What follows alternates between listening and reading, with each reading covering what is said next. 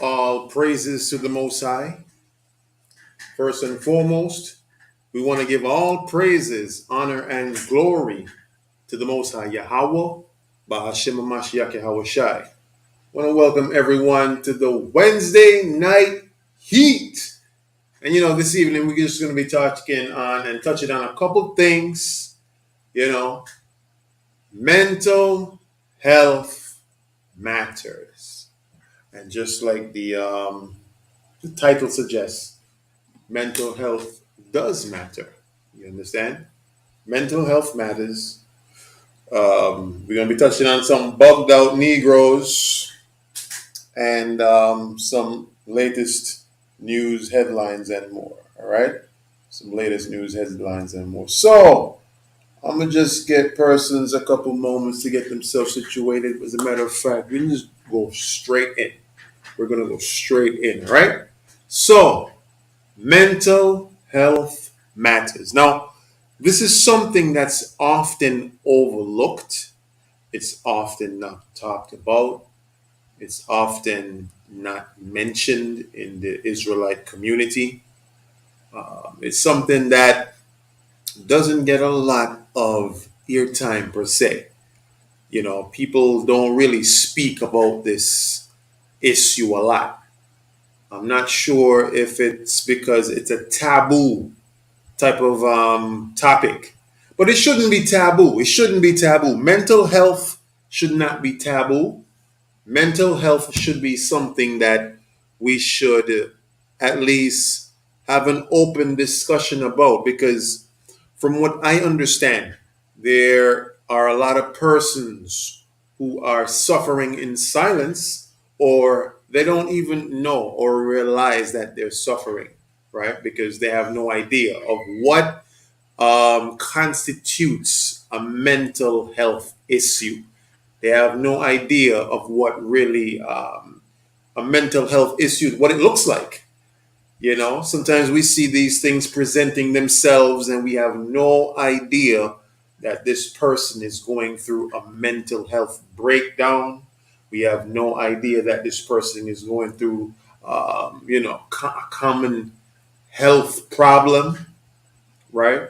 And we here to just briefly speak about it, because not just women only, but on the men's side of it as well. Men, we tend to have this culture where we don't talk about our mental state, our mental health, as well as some women as well. But women are more vocal about it. Women are more forthcoming with it. You understand? But as for us men, we are not as forthcoming with it, because we have this general outlook when it comes to men that we should just keep it concealed, keep it inside, keep it on the down low, keep it a secret. No one should know that we're going through mental health challenges, right? To the point where a lot of men don't even realize and know that they're going through mental health crisis. You're going through a mental health crisis and you have no idea.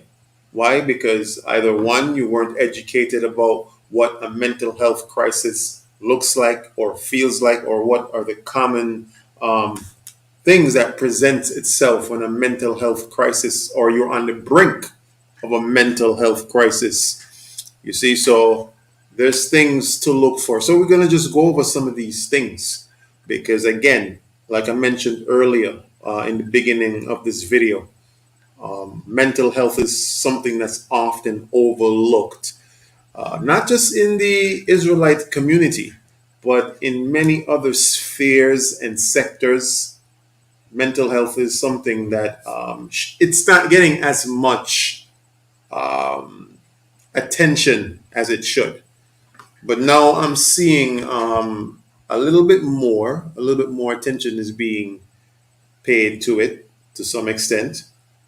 Persons are being somewhat more vocal about it, and but we want to see more. We want to normalize. Here's the thing: we want to normalize discussing our individual mental health, our mental state, our mental well-being.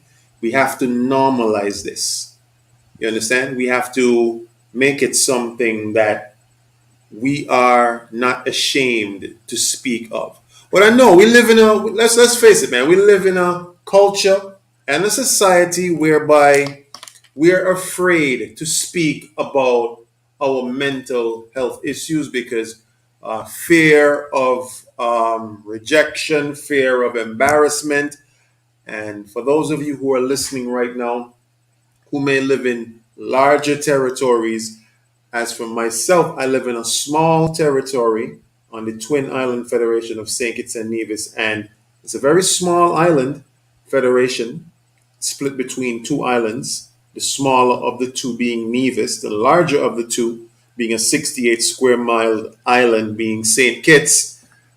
Um, we have what you call a small island mentality, whereby we have adopted this culture where everyone is in everyone else's business because the place is so small. So you know everybody. You know everybody. You know Johnny from down the road. Tom from up the road. You know what he had for breakfast because you know he know your cousin, that know your friend, that know your uncle, that know your, you understand. So we have a small island mentality because everyone knows everyone. But the downside to everyone knowing everyone is that, when embarrassing moments come about, we tend to embarrass each other. We tend to put down each other. We tend to, so there's fear. There's fear there when it comes to sharing your mental state, what you're mentally going through, because I don't think we were like this years ago. You understand? But it seems as though right now some person's pastime or favorite pastime is just, chatting other people for no good reason. As they say, chatting other people's business, gossiping. So now there's fear about, mental health talk. No one wants to know, sorry, no one wants to reveal or disclose the fact that they might have been suffering in silence, suffering from anxiety, suffering from depression, suffering from, you name it. Persons don't want to really reveal those things in fear that other persons may, shun them, ostracize them, look down upon them, demoralize them, verbally attack them, all these things. But we're going to just go over some things to really underscore the fact that mental health is important. You understand? And your mental health matters. Never feel like your mental health doesn't matter. And that's one of the reasons why, persons wax worse and worse because they figure, I don't have anyone to speak to concerning this. And I'm going to just wait around until it gets better. A lot of mental health situations, they never get better, they get worse. You understand that?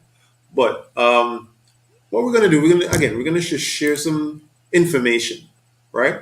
And we're going to give you the scriptures that's going to equip you with whatever mental health situation that you may be facing. This is to empower you. This is to make you stronger. This is to help you to identify certain things that you may not have been aware about with regard to mental health. Okay, no, I'm no expert, but there's things that I've come across, researched, read. I've been able to glean certain information that I was able to put to use, right? Because when you are leading an organization, you have to be equipped with information that will help persons who come from different walks of life, different situations, you know, just different challenges. You're going to have to be equipped. And for those brothers who are looking to be leaders down the road, you're going to have to be well rounded. You're going to have to be well versed. You're going to have to be very savvy when it comes to dealing with matters, just like this one, mental health matters. You're going to come across persons from all walks of life who came from, different situations, who have different mental health trauma from their past. And everybody has some form of trauma that happened to them in the past that now affects who they are and what they do today to some extent. Because everything that happened in your past, think about this, everything that happened in your past ultimately affects who you are today. It affects how you operate. It affects the way you think. It affects your outlook on life, right? But I'm here to tell you, it doesn't necessarily have to be that way. You don't have to be a product of circumstance. You don't have to be. A lot of people are, but I'm saying you don't have to be. You understand that? Yes, we are all products of our circumstances to some extent, but you can change that. There are things like generational curses which you can break. You understand that? But you must first understand about what is it that you're facing in order to beat that, in order to defeat that, in order to overcome that. You must understand what you're dealing with. You understand that? So I'm gonna just share my screen really quickly. We're gonna go over some things with regard to what about mental health. What is mental health? All right. Let me know if y'all can see on my screen really quickly. You should be able to see. All right, good. So mental health, about mental health. What is mental health? All right. Pay close attention. It says mental health includes our emotional, psychological, and social well being. It affects how we think, feel, and act. It also helps determine how we handle stress, relate to others, make healthy choices. Mental health is important at every stage of life, from childhood and adolescence through adulthood. So you see this? Mental health, it includes your emotional, psychological, and social well-being. It affects how you think, feel, and act. So usually when you see people thinking or acting, let's put it this way, you see people acting a certain way, right? There are things that contribute to why a person acts a certain way. And if you ever ask yourself or look yourself in the mirror and ask yourself certain questions like, why do I do the things that I do? Why do I act this way? Usually you can link it to something that has happened before in your past, whether as a trend, whether as a one-time traumatic incident that happened to you. Those things then go on to allow us to be who we're going to be. It formulates or solidifies who you're eventually going to be, but it's not permanent. It's not permanent. You understand that? So it says, although the terms are often used interchangeably, poor mental health and mental illness are not the same. A person can experience poor mental health and not be diagnosed with a mental illness. Likewise, a person diagnosed with a mental illness can experience periods of physical, mental, and social well being. So you see that? Look at this. A person diagnosed, this is pay close attention to this, very important. It says a person who is diagnosed with a mental illness can still experience periods of physical, mental, and social well being. In other words, what I'm trying to say, family, what I'm trying to say is this: someone can look all right, someone can be smiling, someone can be looking happy, someone can be, looking like all is well, right? And they're dying on the inside, man. Now, let's be real. A lot of persons who listening to this right now can familiarize with that. You walk around with the smile on your face. Meanwhile, you're dying inside. There's some traumatic incident that is affecting you. Now, I'm not saying that you should walk around with a mopey, depressed depressed look. But if you don't speak about your mental health, eventually that thing will go on to affect you so much that you're just going to be a shell of a person. You're not going to be someone who experiences any real joy.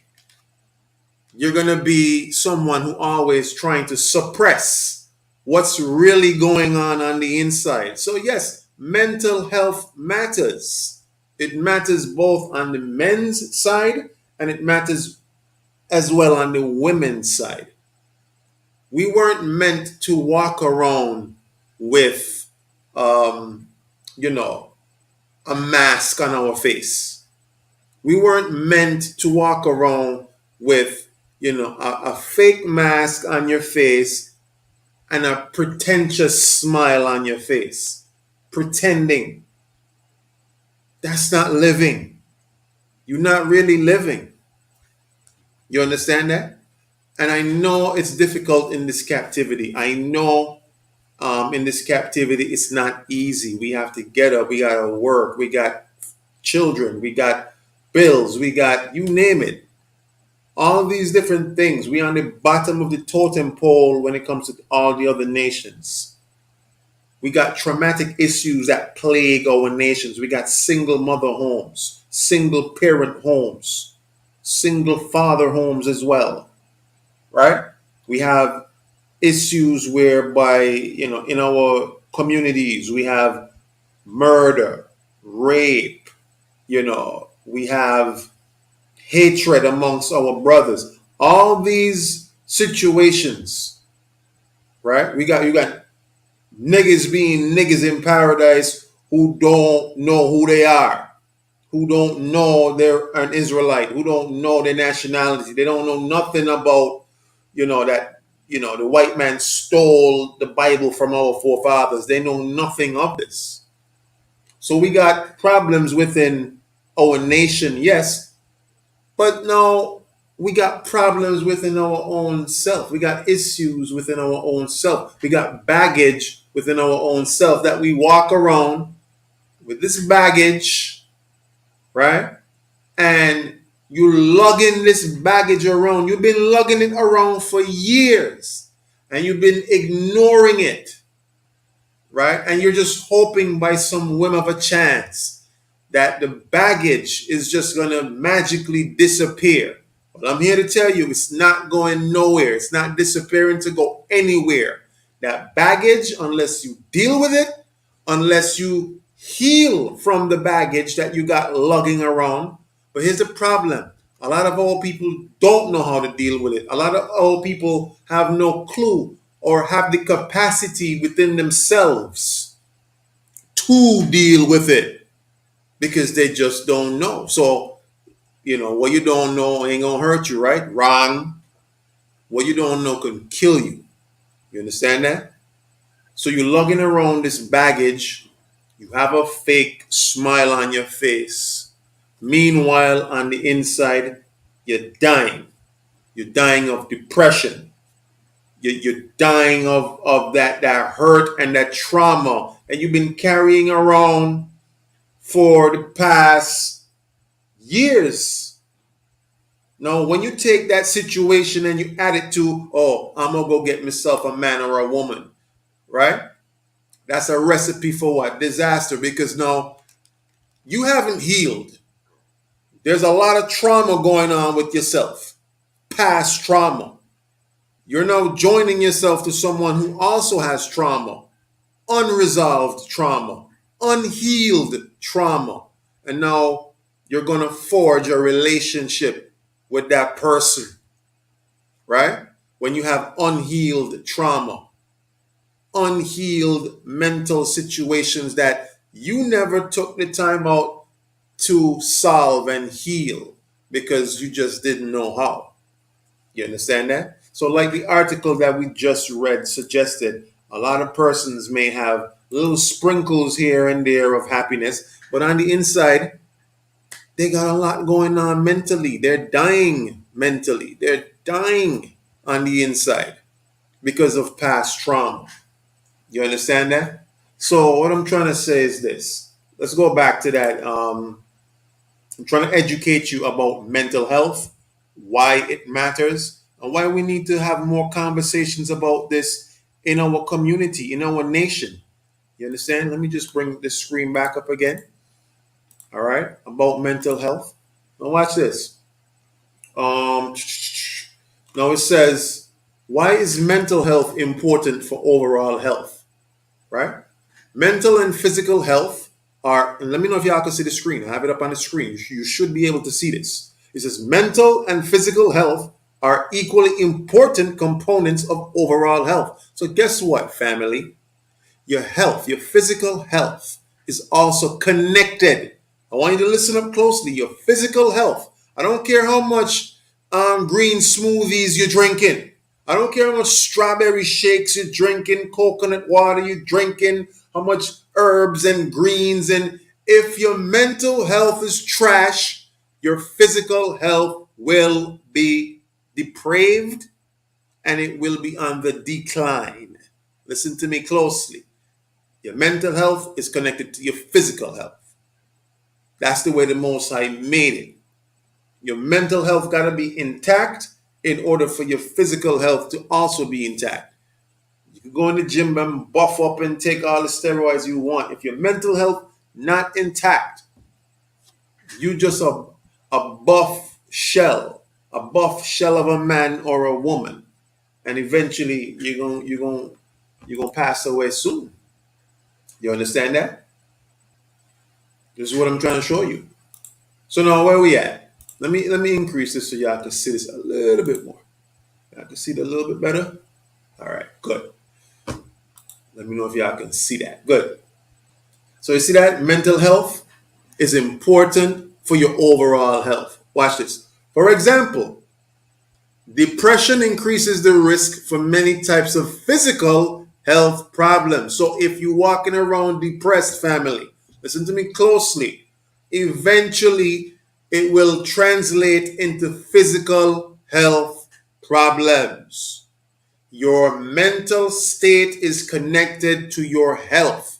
I can't stress it anymore. Look at this. It says, particularly long lasting conditions like diabetes, heart disease, and stroke. If you ever wonder why persons who were previously healthy, all of a sudden now they're coming down with these ailments, is because for a long time they've been walking around with baggage. So this is something spiritual that I'm trying to get y'all to understand, right? Walking around with baggage that they've been walking around for the past 15 years, 20 years. Since they were a child, they had emotional trauma. You understand that? Now it manifests in the body in the form of cancer, heart disease, diabetes, stroke. Look at this. It says, similarly, the presence of chronic conditions can increase the risk for mental illness. Wow. Look at that. You see that? So it's very important to take your mental health very serious. Listen to me, family. You understand? Now it says, can your mental health change over time? It says, yes. It's important to remember that a person's mental health can change over time. So you could be good. You know, you think everything all good today, and then something happens whereby it's a traumatic situation happens. Yes, your mental health can change over time. Now it says it's depending on many factors. Let's see what the factors that affects your mental health over time. Watch this. It says, when the demands placed on a person exceeds their resources and coping abilities. It exceeds your mental resources and coping abilities. What does that mean? Either you bite off more than you could chew. There's a certain situation that you're just not mentally able to cope with. It was too much. You know, here in St. Kitts, they say, oh, he take it on. He take it on too much. He take it on too much. He take it on. When you take on something, right? Too much. That's, you know, and your brain has to do something to now compensate for all of this coping that it's trying to do. So some persons might have a strong ability to take on more mentally than some other persons. You never know what your specific threshold is going to be. You don't know what situation will take you out or take you past your coping stage where you can't cope anymore. And now you're acting, out of character. That happens, right? Now it says a person can exceed their resources and coping abilities. Their mental health could be impacted.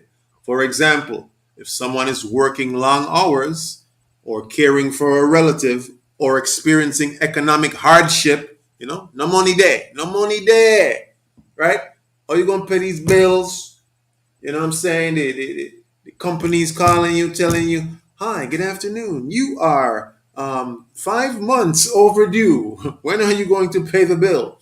No money coming in, or all your money is just used up elsewhere. It says a person going through these different type of situations can experience poor mental health. But you got to know how to deal with it. You got to know how to deal with it. You understand where I'm coming from? Because your mental health is very important even in this truth for you to be able to forge long-lasting, strong relationships, strong bonds. If your mental health ain't intact, then guess what? You're not going to care about nothing or no one. You're not going to care. You're not going to care to be a brother or a sister to this person. You can just care about what you got going on.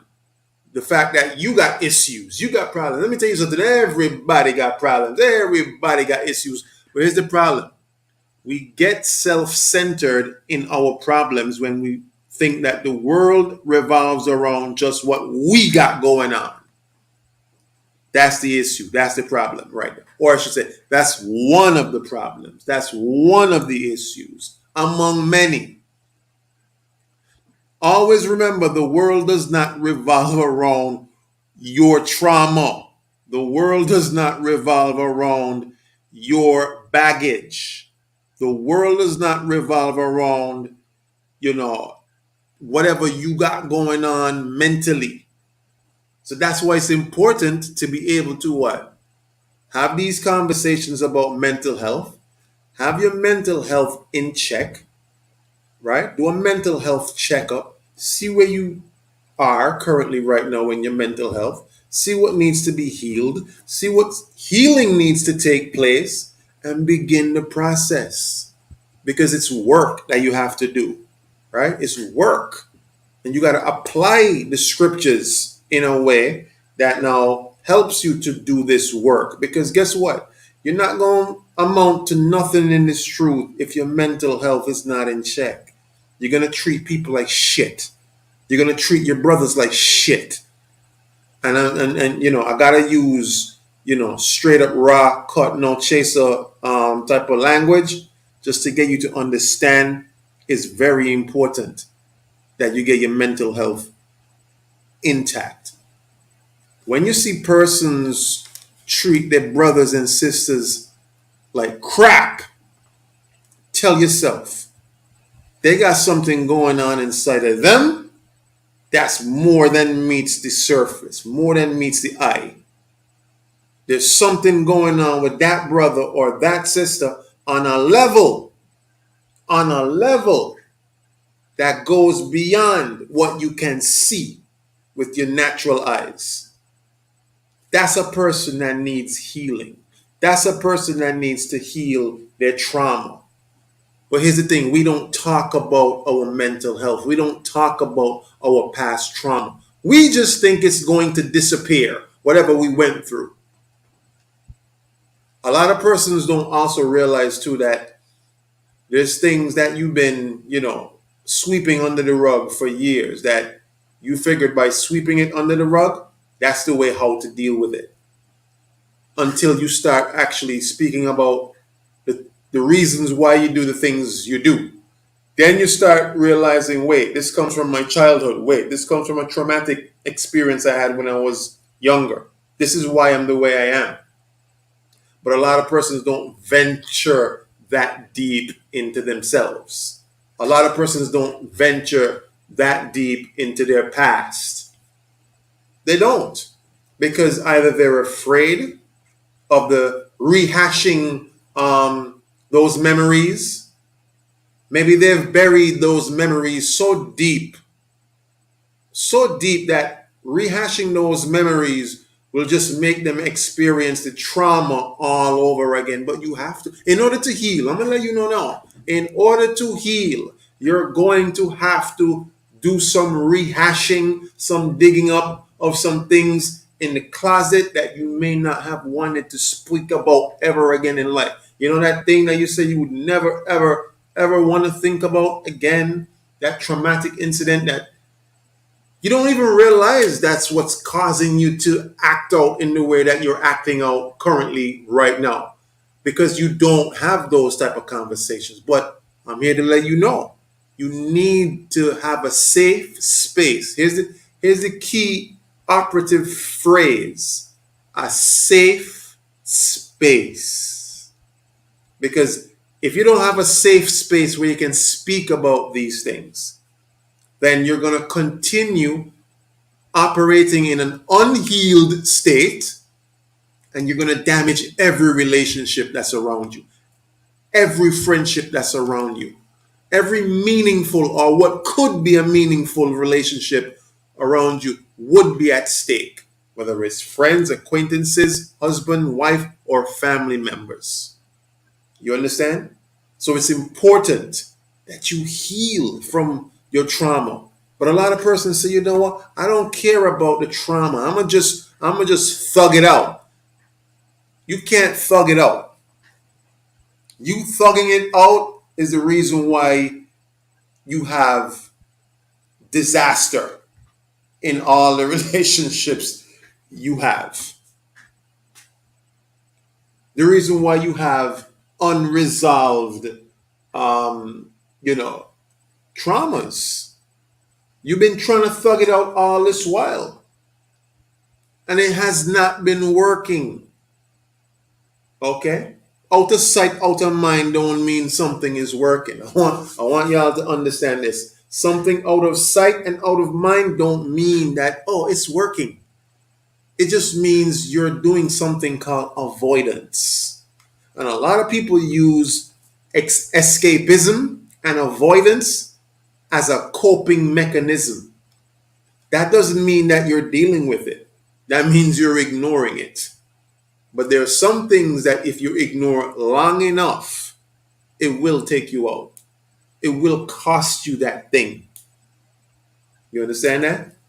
So now, again, we're talking about mental health. For those of you that just joined, if you haven't done so already, please subscribe to the channel. Again, if you've just joined, or even if you've been on, you've been listening, you've been gleaning some information from what I've been going into. Again, subscribe to the channel.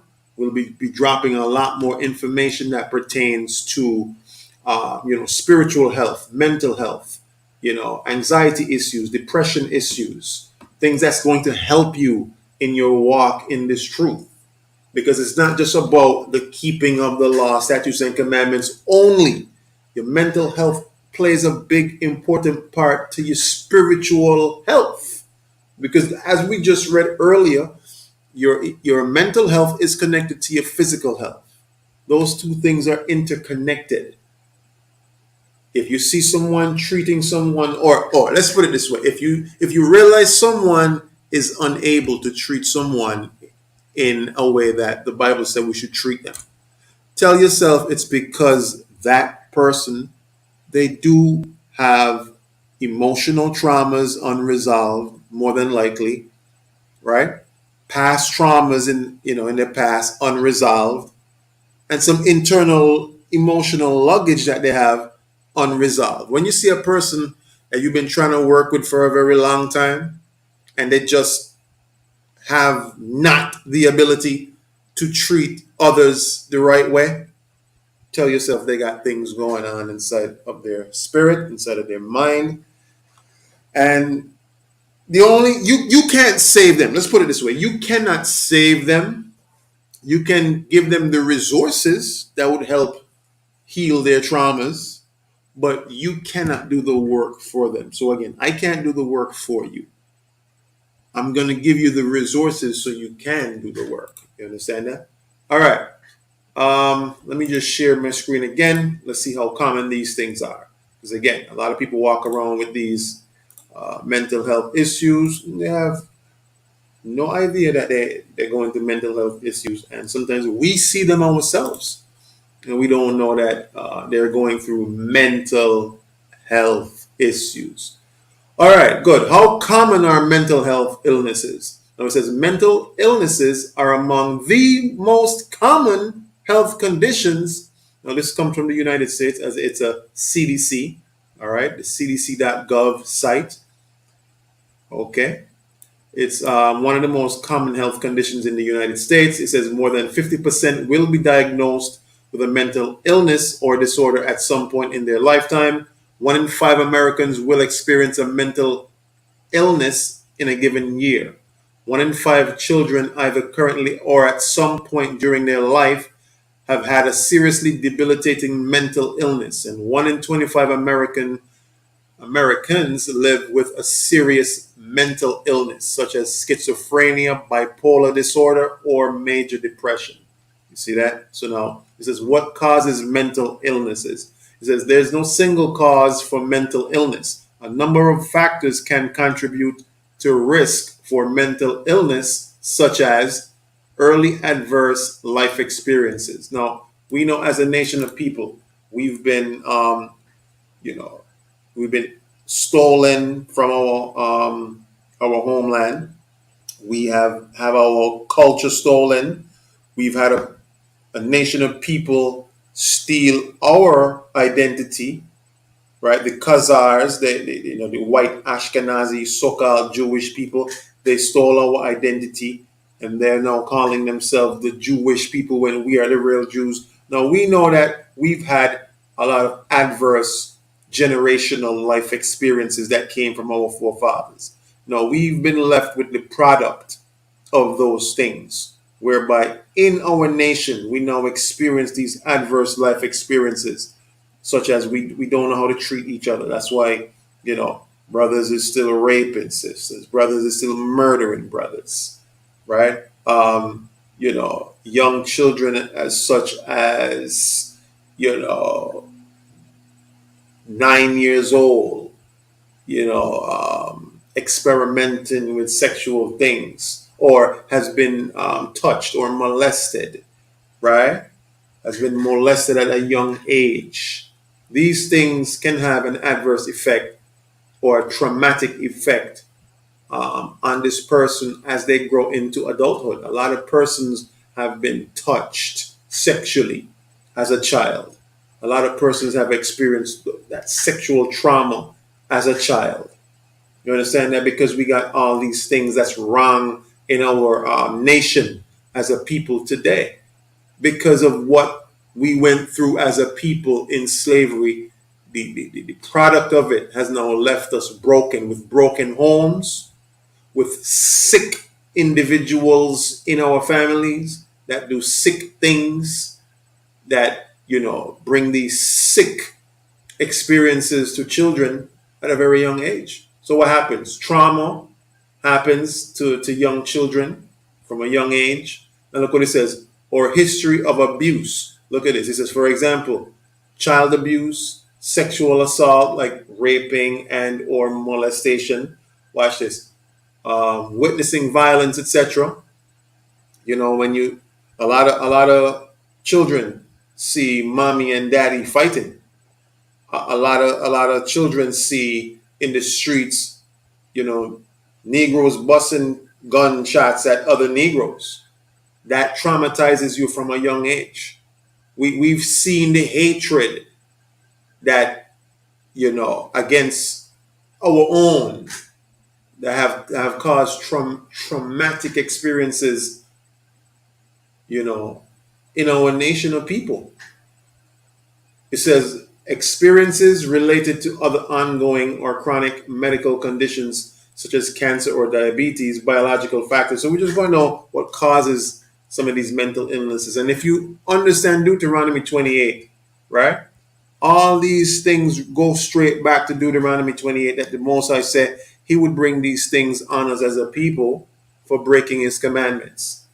Watch this. It says biological factors or chemical imbalances in the brain.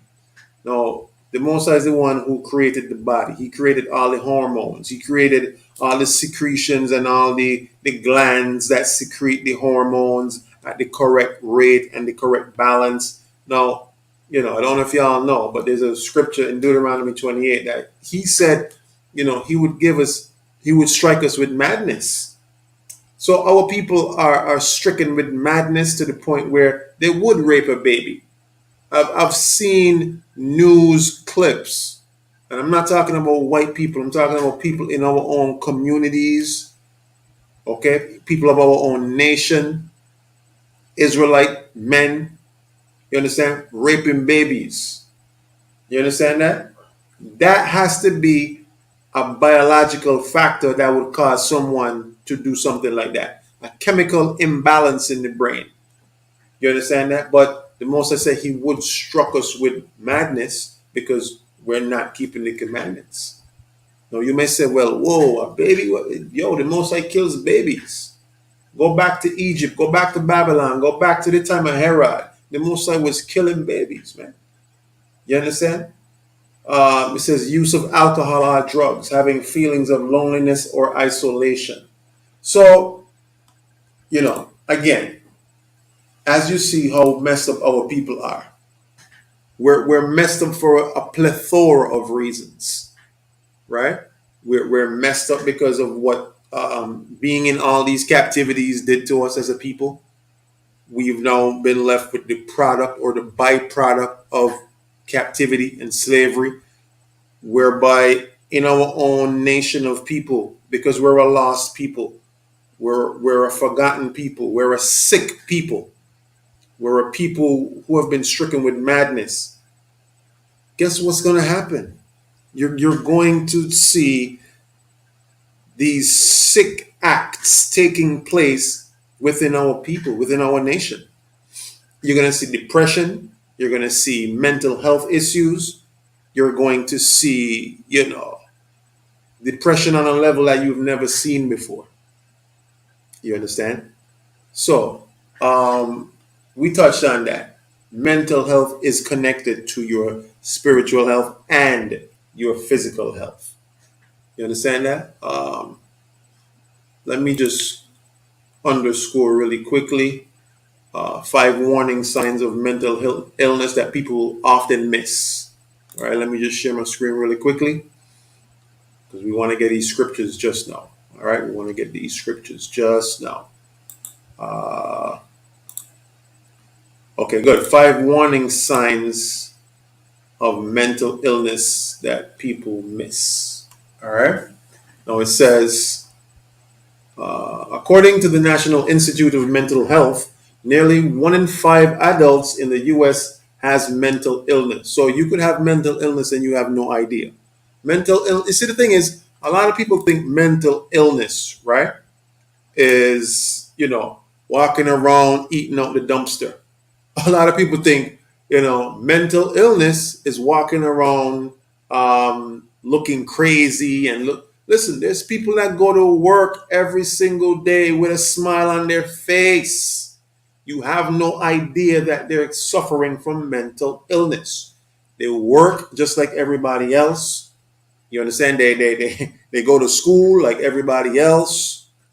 They drive to work like everybody else. And you see them, they wave out to you. They say, hey, good morning. How you doing, man? I good. Everything good with me. Trust me, they're dying on the inside. They're going through a lot. They're on the verge of committing suicide. They're on the verge of just ending it all.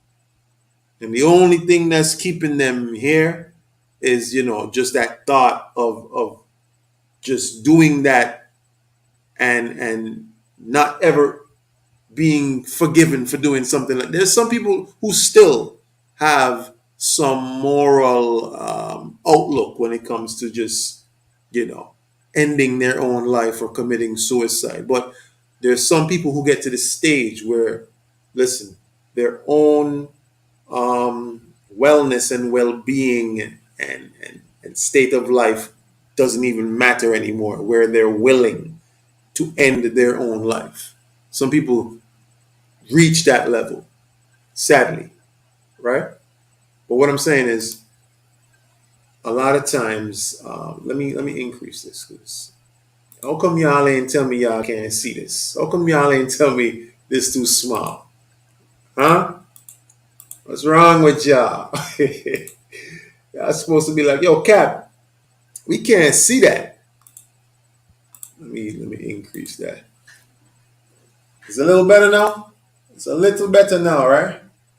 Let me know. Let me know. Okay, good. So now it says a lot of times people miss the warnings. They miss the warnings. Now, tell me, why do you think that people miss the warnings when it comes to mental health? Why do you think that? You know why? Because a lot of times you think the person is good because they put on a smile. You know how many persons put on a fake smile and you can't even tell? Right? As a matter of fact, let me pull something up really quickly. Let me pull something up really quickly. I'm going to show you something really quickly.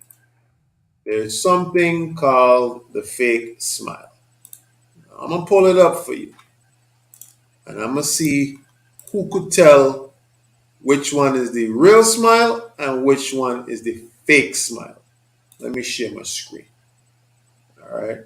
Let me share my screen. All right. Because again, a lot of people walk around with a smile on their face, and you have no idea that this person dying on the inside.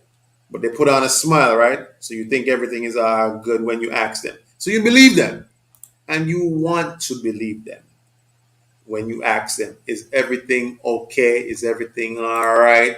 How everything going, my guy? And they say, everything good.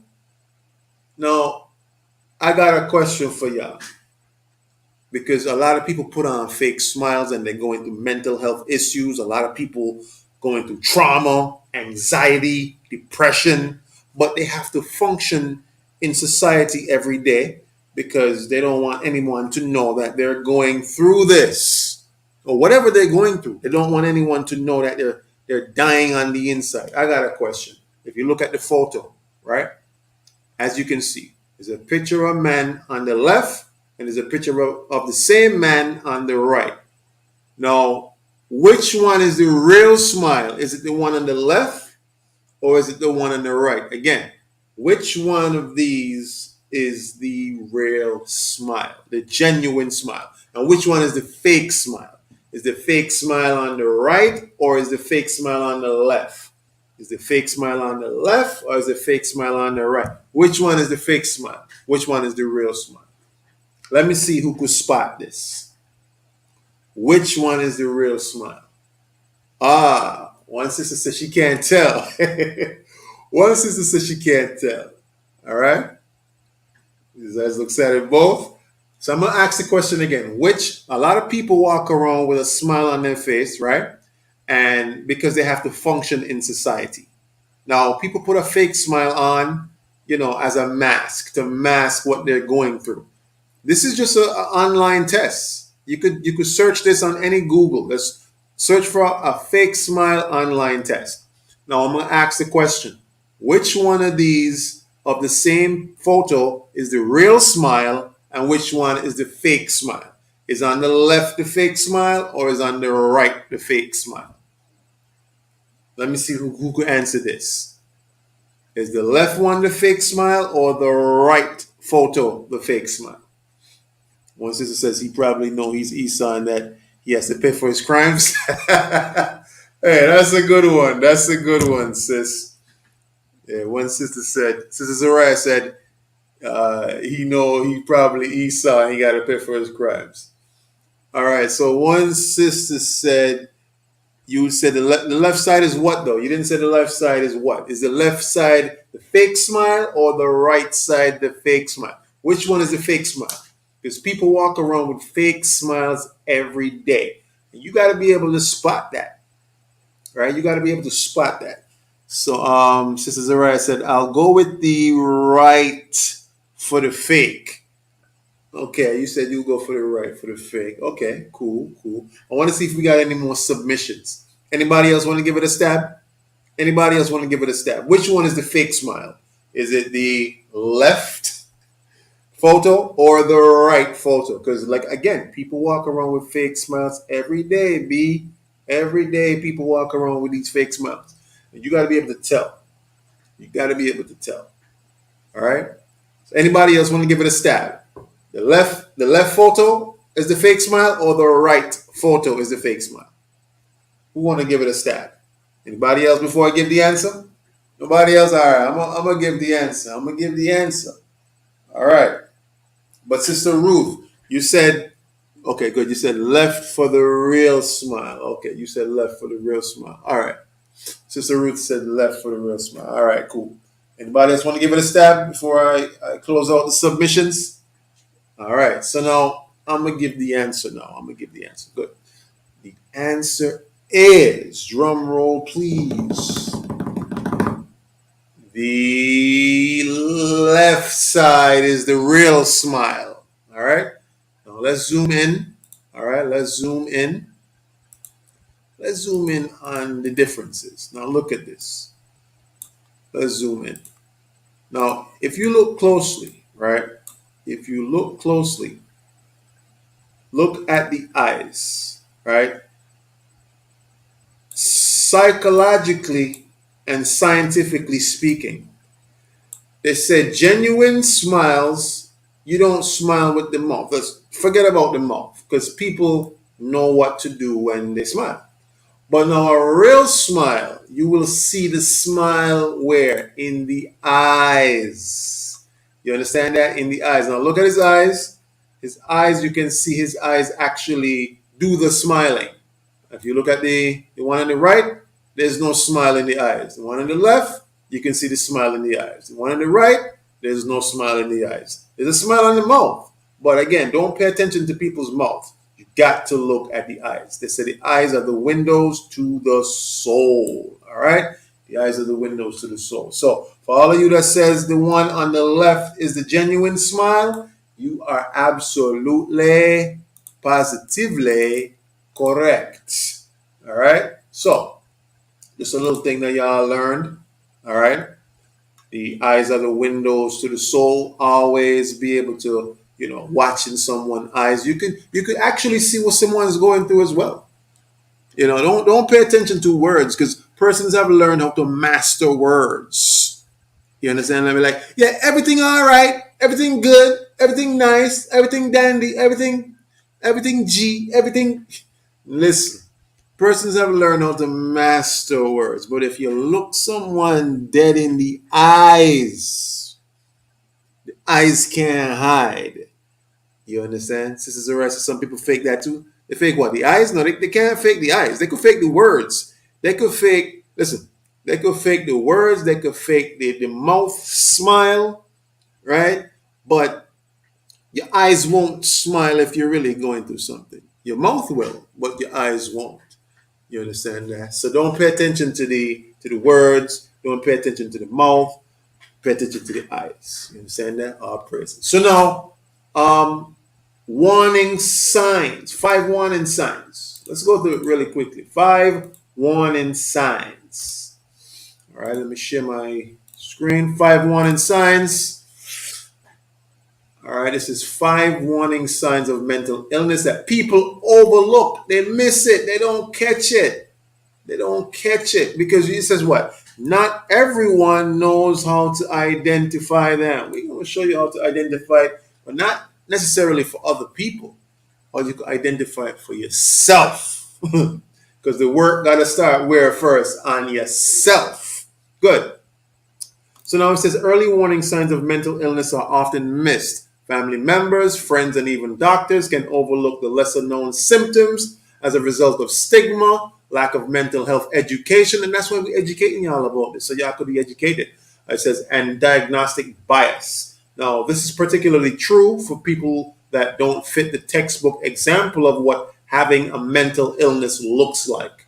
Now it says early detection and intervention for mental health is key to help a person get connected to a support system. So understand this. Getting connected to a support system when it comes to mental health is important. That's why the Most High told y'all, gather yourselves together. You can't deal with mental health issues by yourself.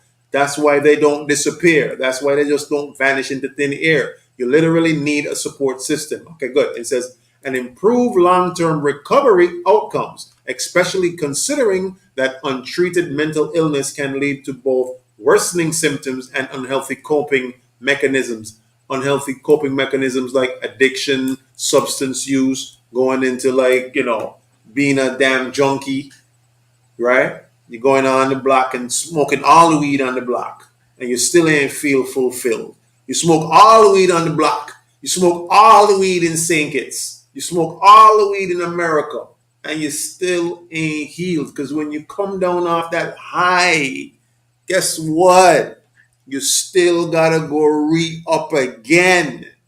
You still ain't feel fulfilled. You still feel depressed. You still feel so guess what? Substance abuse is not the answer. I'm here to let you know that. That's just avoidance. That's just escapism. That's using a substance as a form to escape your own mind. Get away from your own mind. Get away from your trauma.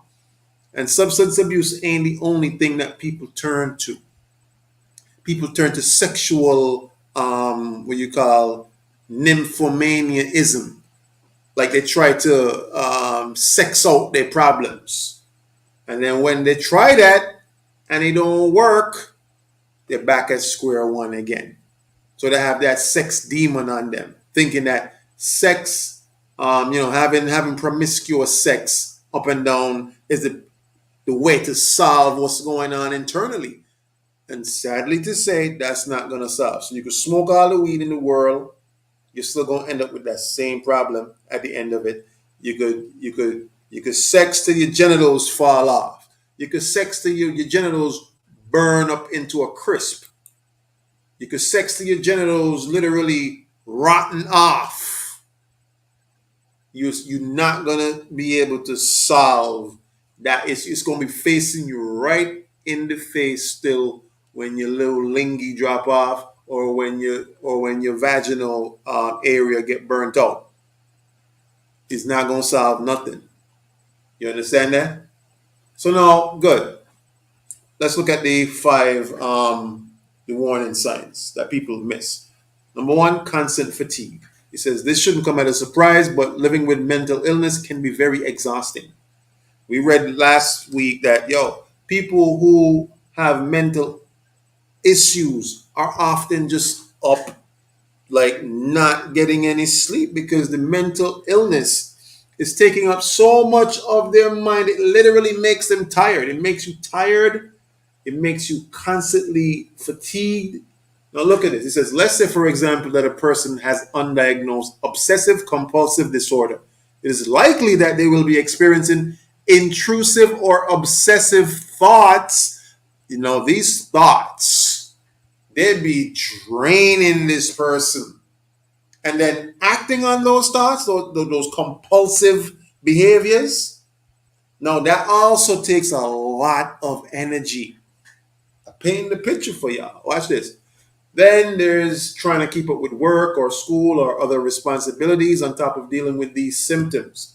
So maybe this person is trying to hide what they're going through. I'm going to tell you something. Dog. People who are going through mental health issues, they're going through a lot, eh? Because remember, they still got to show up to work. They still got to interact with family members and friends. And then this is one of the reasons why people just go ghost. They just can't deal. It's too exhausting. And that's why a lot of persons leave the truth as well. They leave the truth because this is just too much. Wait, you want me to study? You want me to log on the classes? You want me to learn the doctrine? You want me to do all this? Still going through mental health issues whereby I got unresolved trauma. They're going to let you know, listen, this truth is too difficult. It's too hard for me. You understand? And that's one of the reasons why a lot of people drop out the truth, or even before they even start the truth, they're already out. You understand?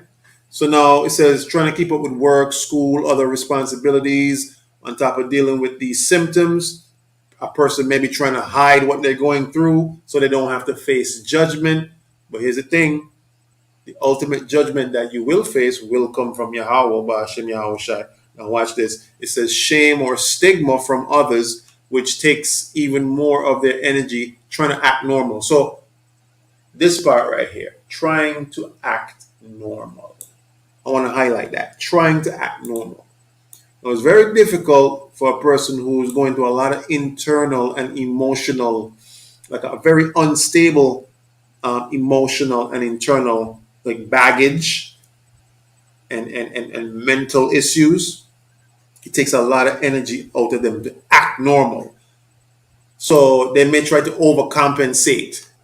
So they might always try to seem very uppity all the time. If you see somebody always uppity all the time, they're exerting a lot of energy to do so because they have a lot going on inside that is unresolved. I'm going to tell you this. After a while, it gets so exhausting for them, they cannot do it anymore. They cannot keep up the facade anymore. That's why they quit. They just got too tired. It's a lot. It's a lot putting on that mask every time. And a lot of times, the persons who have the mask on, you know, they're pointing the finger at everyone else saying, well, they're not being real or they're being fake when they're the one with the mask on. And the reason why a lot of persons never come back to the truth because they know it will take a lot of energy to put that mask back on again. That's why they just won't ever come around again. It takes too much energy.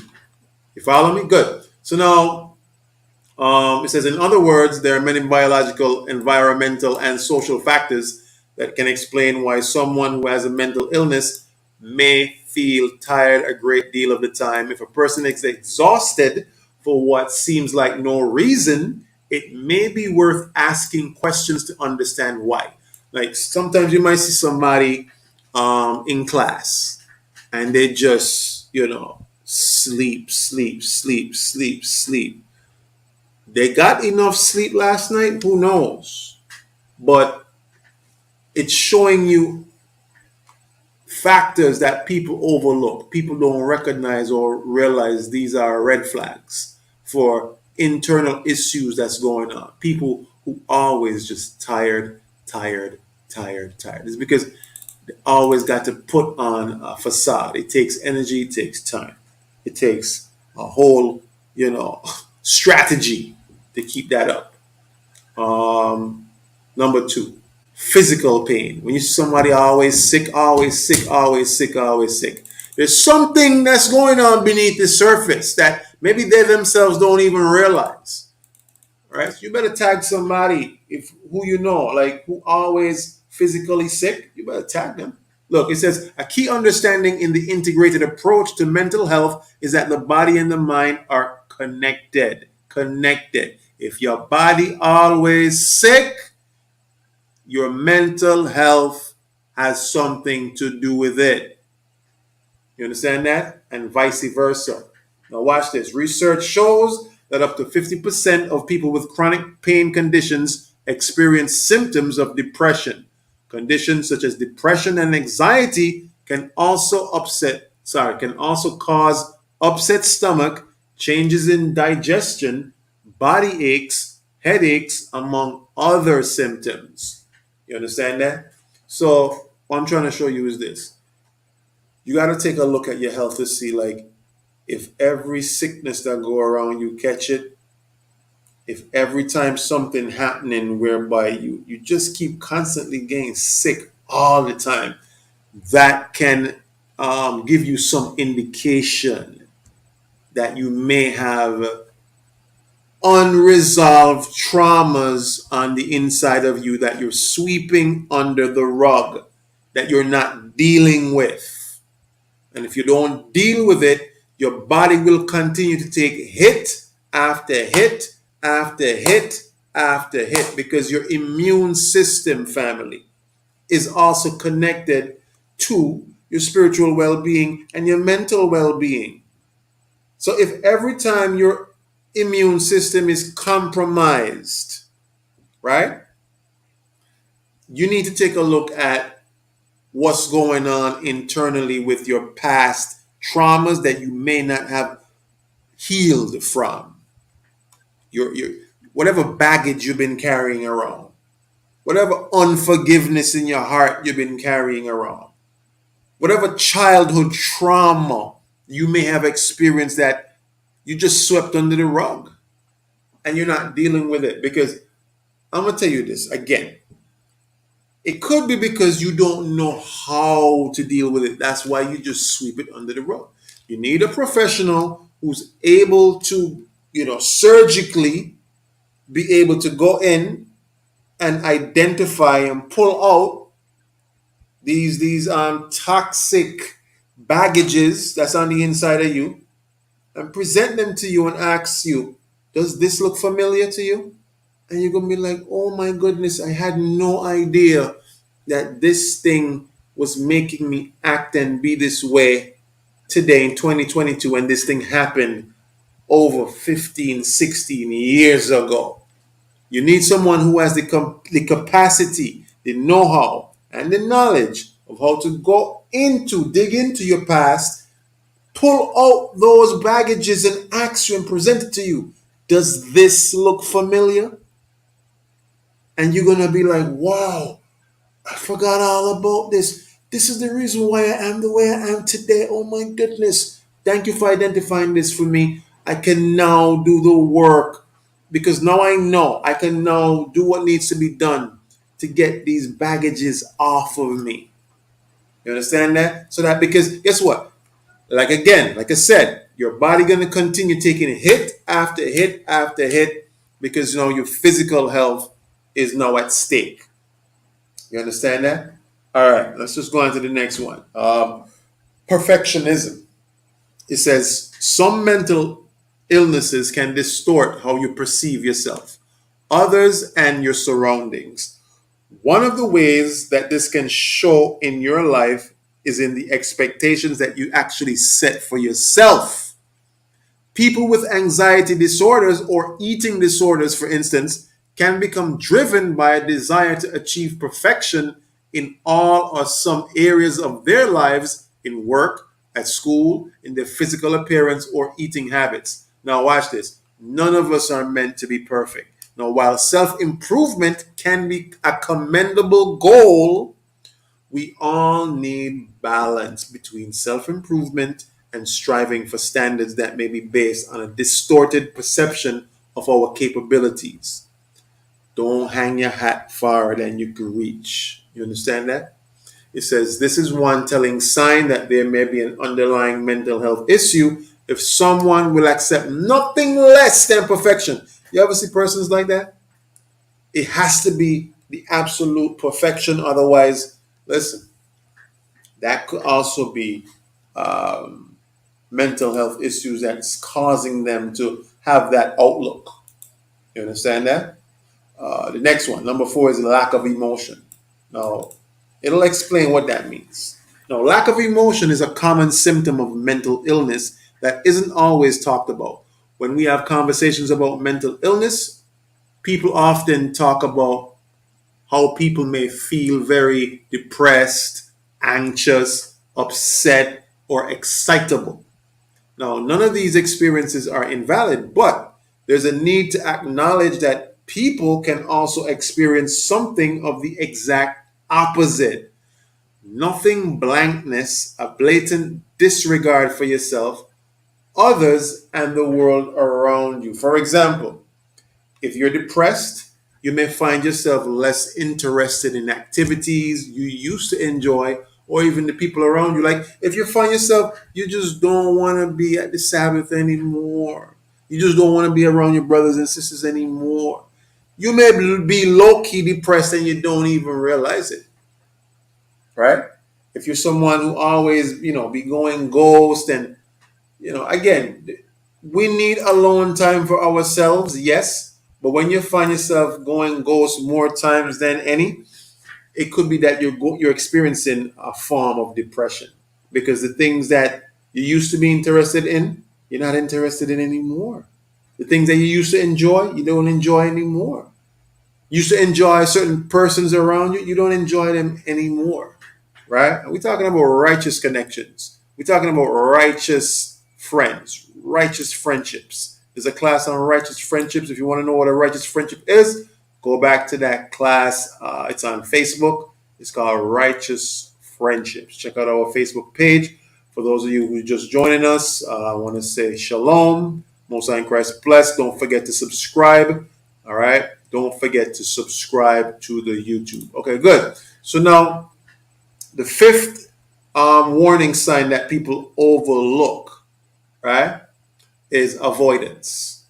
Now, pay close attention to this one, avoidance. Now, it says everyone has times where they may avoid a certain task or even certain people for a variety of reasons. Now, watch this: procrastination, stress, or lack of interest. Developing a pattern. Now, watch this. This is close, pay close attention. Developing a pattern of avoidance, however, can sometimes be a sign of a deeper issue. People with panic disorders, for instance, may repeatedly avoid certain situations that trigger their panic attacks. Avoidance can also be seen in people with schizophrenia who experience delusions. For example, someone experiencing a delusion may feel convinced to their core that a certain object, person, or activity is evil or will cause harm to themselves. You understand that? Or others. So now, for some people with this mental illness, avoidance can become a coping strategy. Like for some people, they just avoid. Even in this truth, you just see some people just avoid like the plague. They avoid people, they avoid situations, they avoid conversations, they avoid accountability. They just avoid. Right? For them, that's a coping strategy. Now, to them, if you avoid X, Y, or Z, then you don't have to face the challenges that might come with it. Now, this usually leads to a person setting hard limits on what they can and cannot do, often making their symptoms even worse. So, guess what? Avoidance makes your symptoms of what you're dealing with, the baggage, the internal issues, even worse. You understand that?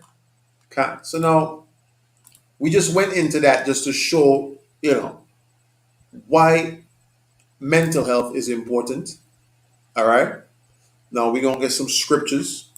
All right. We got to get some scriptures because you got to know how to deal with this thing from a scriptural aspect.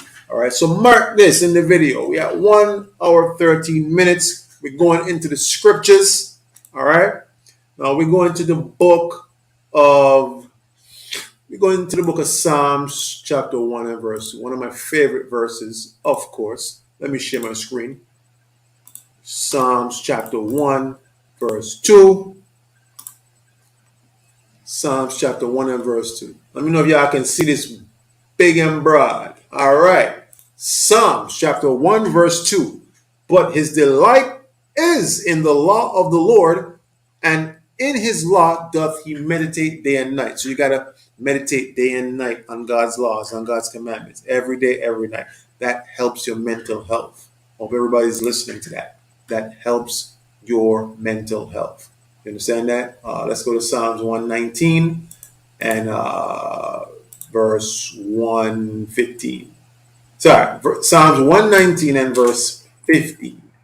Psalms 119 and verse 15. Good. Psalms 119 and verse 15.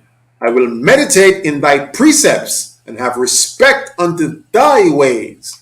So now, part of your mental health and healing your trauma, healing your past emotional baggage, you got to now walk in a new way by doing what? Meditating in the Most High's precepts. What are precepts? Precepts are laws. So you want to meditate on his laws.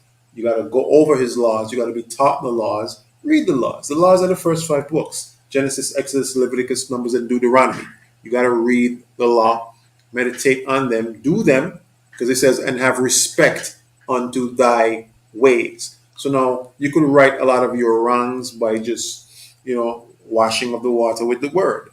You understand that? Meditating on the precepts, not meditating on your anxiety, not meditating on whatever your emotional baggage is, and not avoiding it either. Not using escapism. Escape to the precepts. Use that as your escapism. Use the scriptures as your form of coping. Cope by using the precepts. You understand that? Let's go on to another precept. Uh, let's go on to Psalms chapter 104 and verse 34. Again, Psalms chapter 104 and verse 34. And it reads, my meditation of him shall be sweet. I will be glad in the Lord. So now you gotta, again, this meditation on the Most High God and his laws, it gotta be something that you grow to love. You may not grow to love it, right out the gate. You may not grow to love it because, let's be real, being a nigger in paradise, right? Being a Negro out there in paradise, not knowing who you are, that was sweet to you. That was the thing that you look forward to, just being, that individual who just, you living life. You just, oh yeah, I'm living life, smoking, drinking, living life. That was sweet to you, but no, you got to walk in a different way because that previous way is going to get you put to death. You understand that? But no, you realize that your past traumas, your past emotional challenges that you've been through, your depression, that doesn't define you. You can change that. You can break generational curses.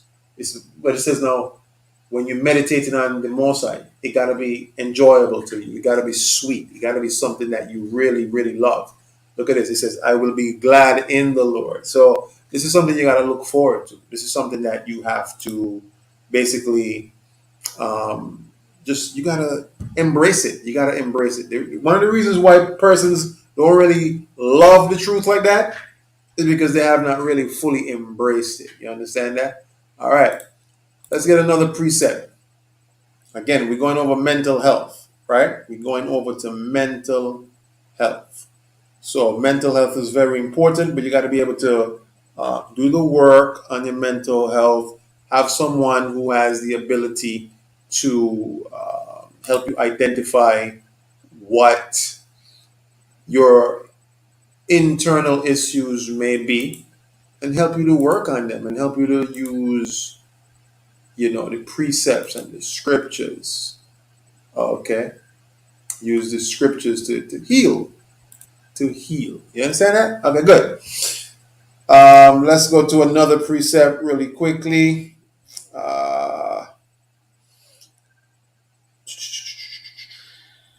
Let us go to, as a matter of fact, you know what?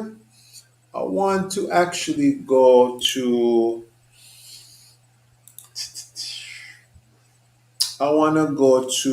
give me 1 second. Philippians chapter 4, right? Philippians chapter 4 and verse 6, right? Philippians 4 and verse 6. Let's get that. Philippians 4 and verse 6. Now watch this. It says Philippians 4 and verse. Now this is for persons suffering from anxiety. All right. If you're suffering from anxiety, apply this scripture. It says, be careful for nothing, but in everything by prayer and supplication. Supplication means what you're asking the Most High to do for you. Supplication with thanksgiving, let your requests be made known unto God. So you got to actually pray to the Most High God.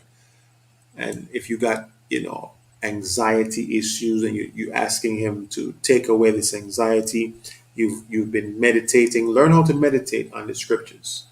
How you meditate on the scriptures and you apply asking him to take away this anxiety, you got to couple those two things together. All right, so you meditate, you just put yourself in a quiet state. Nothing is around you. You have the ability to free your mind. You have freedom of the quietness around you. You can't really meditate if you got a lot going on around you. You understand? Try as much as possible, go somewhere quiet, in your bathroom, in a bedroom, in a closet, little corner that you have. Be quiet, be still. Don't say nothing. You just stay right there, you bask. You have your Bible right there, right? You, you you read that scripture, you read it over again, you read it over again, you read it over again. You meditate on that scripture, that promise, that thing that the Most High promised you in His Word. And then now you pray to the Most High and you ask Him. You make your prayer known, your supplication. Make it be known unto Him. Pray in the name of Yahweh Shai. Say, Father, in the name of Yahweh Shai, I'm making my supplication with thanksgiving unto you. And I thank you that you have given us this knowledge, this truth. I have anxiety, and I want you to heal me from this anxiety. I have past trauma. I've recognized that there's things in my past that have hurt me, and I want to get over it. You got to pray these things to the Most High God if you want to get over these things. You understand that? Verse 7. Watch this. Verse 7 says, and the peace of God, which passeth all understanding, shall keep your hearts and minds through Christ Jesus. So your anxiety leaves you. Your depression leaves you, because now the peace of God, it comes in and it fills you when you meditate on His precepts and you couple that with praying and letting your supplication be known to Him through thanksgiving. Now the peace of God can now replace that anxiety. Now you can have an infilling of that peace of God.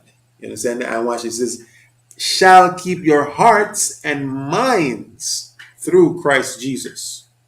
So your heart and your mind, meaning your mental health, your mental health. When it says heart and your mind, it's talking about your mind. Your mental health, your mental state is going to be in check, because it's through Christ, it's through Yahweh Shai. You understand that? It says, which passeth all understanding, meaning that you won't be able to understand how the Most High did that, but He did that through supernatural means. You're trying to do it through natural means. You're trying to sweep your anxiety under the rug. You're trying to sweep your emotional baggage under the rug yourself. You're trying to do it through natural means, through your understanding. But this peace that the Most High is going to give you is going to pass all human understanding, whereby now it's through supernatural means. You understand that? Can. All praises. So now, another precept that I want to go to concerning, mental health is Matthew 6 and verse 34, because a lot of persons have, trust me, I know people who's in the truth for years still struggle with this. Matthew chapter 6 and verse 34.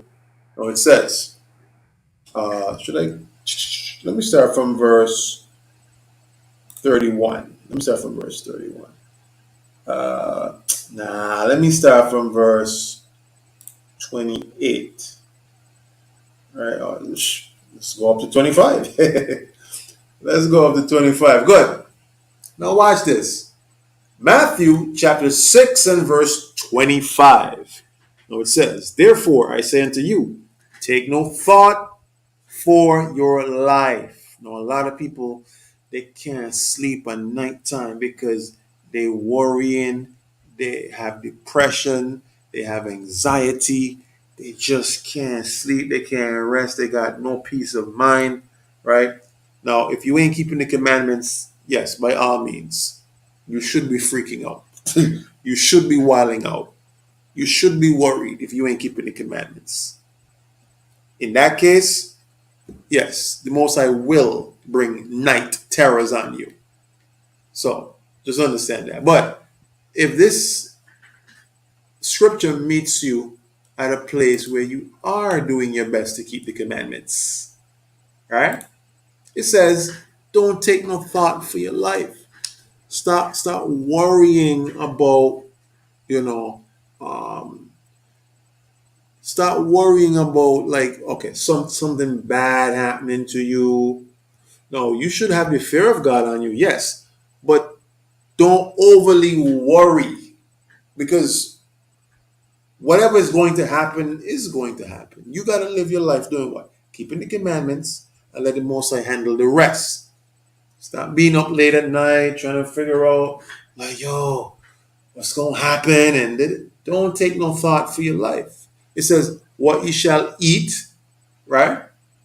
Or what you shall drink, nor yet for your body what you shall put on. Stop worrying about what clothes you're going to wear, what you're going to drink, what you're going to eat. The cares of life, right? Stop worrying about that. The Most High got you. If you're keeping the commandments, the Most High got you. It says, is not the life more than meat and the body than raiment? Watch this. Verse 26. Behold, the fowls of the air, for they sow not, neither do they reap, nor gather into barns, yet your heavenly Father feedeth them. So the animals, they don't got to worry about food or clothing or none of that, because the Most High provides for them. Watch this. Are ye not much better than they? So if the Most High created you better than them, and you keeping these commandments, of course, he has an obligation to provide for you. Stop worrying. Stop being anxious. Stop having anxiety. You understand that? Verse 27 says, which of you, by taking thought, can add 1 cubit unto his stature? In other words, stop worrying about things you ain't got no control over. You understand that? Next verse, verse 28. And why do you take thought for raiment, meaning clothing? Consider the lilies of the field, how they grow. They toil not, neither do they spin. So even the flowers of the field, consider how they grow. They just do it naturally, right? They don't work, they don't toil, right? Watch this, verse 29. And yet I say unto you that even Solomon in all his glory was not arrayed like one of these. You understand? So even Solomon, right, in all his glory, was not arrayed like one of the lilies. So Solomon was a great king. The Most High provided for him. How much more us, who the Most High love, if you keep in the commandments? You understand that? So stop having anxiety. Okay, stop having anxiety. All right. What 30 says, wherefore, if God so clothe the grass of the field, which today is, and tomorrow is cast into the oven, shall he not much more clothe you, O ye little of faith? You got to have faith, family. You got to have faith. Stop having anxiety. Okay, the Most High didn't give you a spirit of fear. You understand that? Did not give you a spirit of fear. So stop having anxiety. Learn how to deal with your internal issues. Learn how to deal with your internal traumas. Otherwise, you will ruin every relationship that's around you. Friends, family alike, acquaintances, everyone. You got to learn how to deal with your internal traumas. You got any questions concerning internal traumas? Anybody have any questions concerning internal traumas? Any questions? Any questions? Any questions concerning internal traumas? Of course, one of my favorite scriptures, Matthew 11 and verse 28. Matthew 11 and verse 28, it says, let's pull that up. Matthew 11 and 28. And these are the words of Yahweh. He's showing you straight from his mouth how to deal with internal traumas and internal issues that you may have going on. Matthew 11 and 28, come unto me, all ye that labor and are heavy laden. What do you think that word heavy laden means? You got issues, man. You're heavy laden. You understand that? It's not just talking about a physical laden, spiritual, emotionally as well. Mentally, you're heavy laden. It says, and I will give you rest. So once you keep them commandments, the Most High gonna give you a refreshing, even right now, but ultimately you're going to get the kingdom. You understand that? That eternal, enter into his eternal rest, which is the kingdom. So we know now is not our rest. Now is not our physical rest. We know that. We're still going through the curses, right? But we want that eternal rest. You understand that? And a little refreshing during this time as well. You understand that? Pray for that. You understand? So, any questions concerning, you know, mental health, internal issues? Any questions concerning that? Any questions? All right. Yeah, man. We gonna end off that section of it right there, man. We gonna end off that section right there. Come to Yahushai. He's gonna give you rest. All right. But more importantly, get with someone who, they provide a safe space where you can speak about these issues. Because if you don't, your health gonna continue to take a hit. Your relationships around you are going to continue to take a hit if you don't deal with these internal traumas that you have going on. So mental health is very, very important. You understand? Whew, man. So that's it for that part, man. Listen, we got some stuff, man. We got some stuff. As you know, there's always something happening in the truth. There's always something happening in the truth, man. And I just can't, stress enough for those of you that's in the truth still, don't get prideful. Don't get haughty and high minded because the Most High could bug you out at any time. The Most High is bugging out niggas left, right, and center all day, every day. Niggas get bugged out every day, B. You understand? Niggas get bugged out. Let me show you that. Bugged out, as a matter of fact, that's one of the curses that the Most High put on us. Let me pull that up real quickly. Deuteronomy 28. Deuteronomy 28 and verse 28. Ooh. Oh my goodness. We about to go touch on something here. The Most High is bugging niggas out. Deuteronomy 28 and verse 28 reads, "The Lord shall smite thee with madness and blindness and astonishment of heart." It's a shame because, our forefathers went through this. We still going through this. We still going through forms of being bugged out. We Negroes in paradise. And here's the thing. There's some people who got the opportunity to actually stop being a Negro in paradise, stop being a nigger, right? And learn how to be God's chosen people. Come back to the law, statutes, and commandments. You actually had that opportunity, right? And there's some Negroes that just want to just throw it all away and go back to their vomit. Going back to their vomit. Now, man. Where do I even start? I don't even want to spend a lot of time on this per se. Let me see what time we at right now. 1:33. All right, cool. So now, niggas get bugged out every day, man. Every day. The book of Ecclesiasticus actually says there's one who teaches many, right? But yet he's unprofitable to himself. Right, let me pull that up. Ecclesiasticus 37 and verse 19. Right? Ecclesiasticus 37 and verse 19. Now watch this. It says, "There is one that is wise and teacheth many, yet is unprofitable to himself." Right? So you could start off in this truth and you teach in many. You have up your memes, you have up posters and things that you're teaching people that they're the Israelites and telling them to not eat pork. But the Bible says you could be unprofitable to yourself. How are you unprofitable to yourself?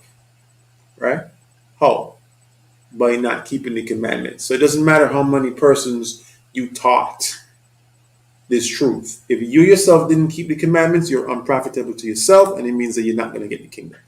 Now, just going back to being bugged out, Deuteronomy 28 and 28. Now, I'm only going into this to show and display to individuals that the Most High could bug out anybody, anytime, anywhere, any place. So it's not for us to be haughty, high minded, prideful, none of that. The only reason I'm going into this is because the Bible said these things are supposed to be examples unto us. You understand that? Examples unto us. So, let me just go to 1 Timothy 5 and 20 real quick. 1 Timothy 5 and 20. I don't want to misconstrue anything here. 1 Timothy 5 and 20 says, them that sin rebuke before all, that others may fear.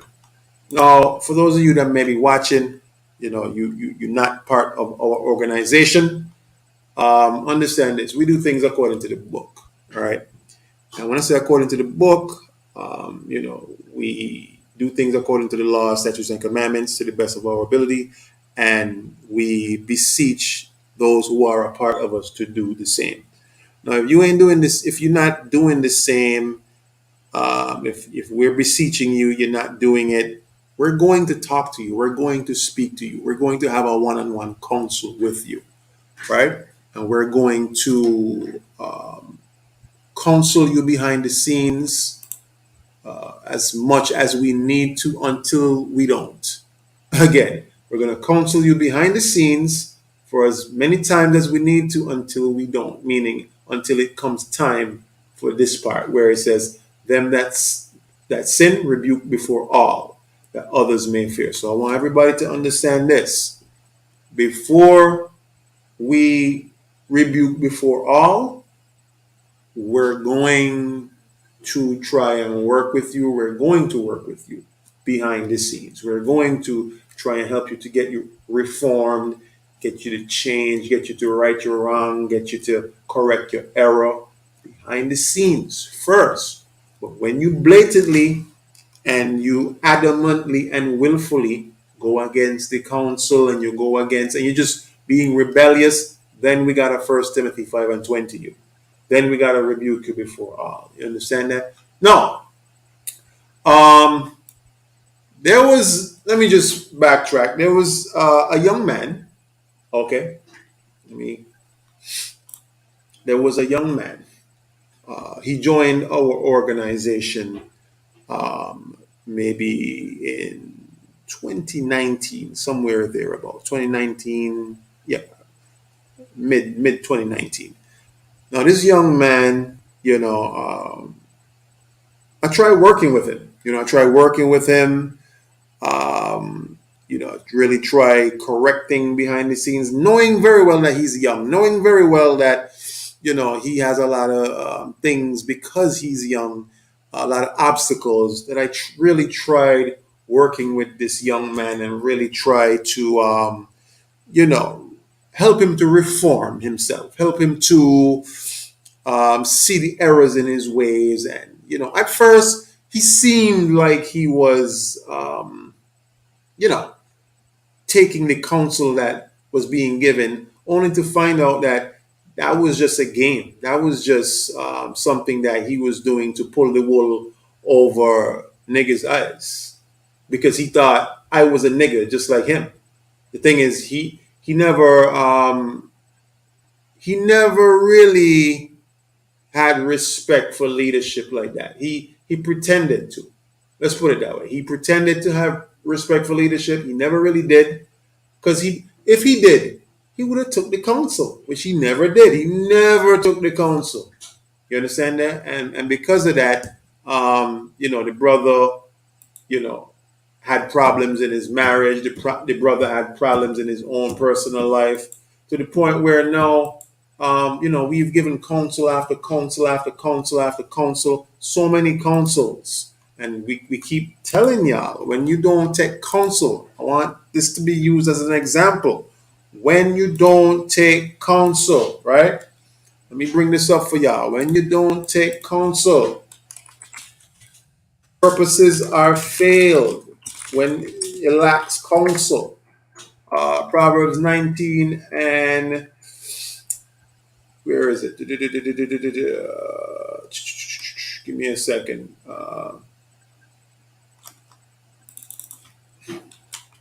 Purposes.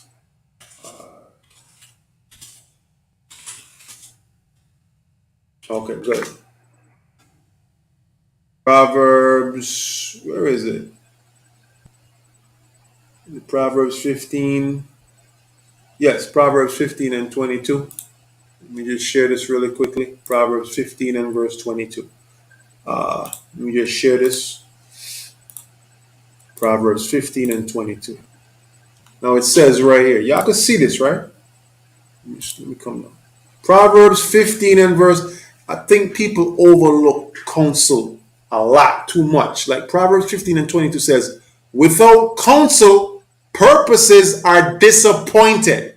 Meaning that whatever you're trying to accomplish, whatever you're trying to do, it literally says without counsel, those purposes are going to be disappointed. It says, but in the multitude of counselors, they are established. Listen to me. I know it's very challenging sometimes to listen to counsel, but the reason why the Most High put men of counsel in your corner is because He knows that an organized nation needs counselors. But when you want to be a Negro and just go off and do your own thing because you figure nobody could tell you what to do, and guess what? Counselors that are after the Most High God, they're not even telling you what they want to tell you. They're telling you exactly everything that comes from the scriptures, but you want to do it your own way. That's why your purposes are disappointed. And now for the brother who I'm speaking of, the young brother, that's why all his purposes are disappointed. That's why his marriage failed miserably. That's why his marriage is in the dumps. I don't think, to be honest with you, me just speaking as a man, I don't think there's any hope for that thing. That thing gone because the Most High was not in that thing. You understand that? Now the brother is fully bugged out in the world. Mind you, this was a brother that ate with us. This was a brother that did the commandments, well, seemingly did the commandments with us. But now the Most High bugged him out, man. And like again, the Most High could bug out anybody. All it takes is just you going against counsel. You going against counsel. You not listening to counsel. You thinking that your way is better than the Most High's way when the counselors are giving you straight from the book what you should do pertaining to this particular situation, and you just want to be rebellious. So now, because of that, your purposes got disappointed. Look what it says. It says, without counsel, purposes are disappointed. So everything that you're trying to accomplish, everything that you're trying to do, everything that you think you're going to now establish is going to be disappointed because you went against counsel, wise counsel, scriptural counsel. You thought you had all the answers. Oh, you thought you were in the truth long enough whereby you don't need counsel, or whereby you feel like, oh, the Most High going to deal with you and give you counsel when He puts somebody in your corner to give you counsel. You're not at that stage yet. You're not even at that level of experience in the truth yet. You need counsel.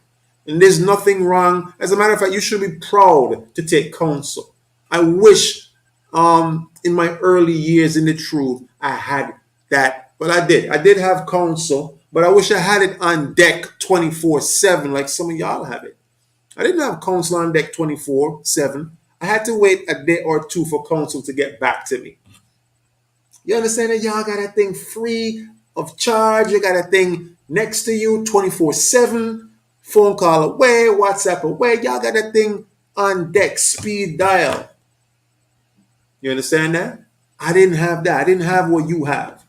Y'all got it better than I had it when I first started out. You understand that? But now going back to this young brother, man, it's just a shame because now this brother, again, like I said, the Most High bugged him out. He seemingly was doing the commandments. He seemingly was eating and drinking with us. Now, I don't know if any of it was real because now The brother fully turned his back on the Most High God. He fully in the world right now to the point where he ain't keeping the commandments. Now, uh, you could be wearing fringes and listen. It's even worse if you rocking a fringe in a picture. You rocking fringes in a picture, but then you out here committing all these damn blasphemies. That's even worse. That's even worse. You should be ashamed, right? This brother taking picture in a fringe and then take that off 5 minutes later, go break all the laws. Just go break all. And it's not to say, brothers haven't been trying to contact the brother, brothers haven't been trying to reach out to the brother. I myself, now he gotten a big correction in at the school, at our school for fornication. Do you understand that? The brother committed adultery and he got corrected in front of the class on a Sabbath day. And that was to get him to realize, yo, bro, you messing up. You need to take stock of your life. You need to really take control of your life, of what's going on, and get your act together. But instead, he used the correction to do what? Go further into sin, further into going against the Most High, further back in the world, further being a reprobate. Again, the Most High bug niggas out every day, y'all. Every day. Every day. And now, listen, they got a scripture, right? That literally says, let me see. Let me see if I can find it. It literally says in Ecclesiasticus 14 and verse. Well, there's two of them. Ecclesiasticus 14 and 10. Right. 14 and 10. Let me pull that up really quickly. Ecclesiasticus 14 and verse 10. Where is that? Okay, good.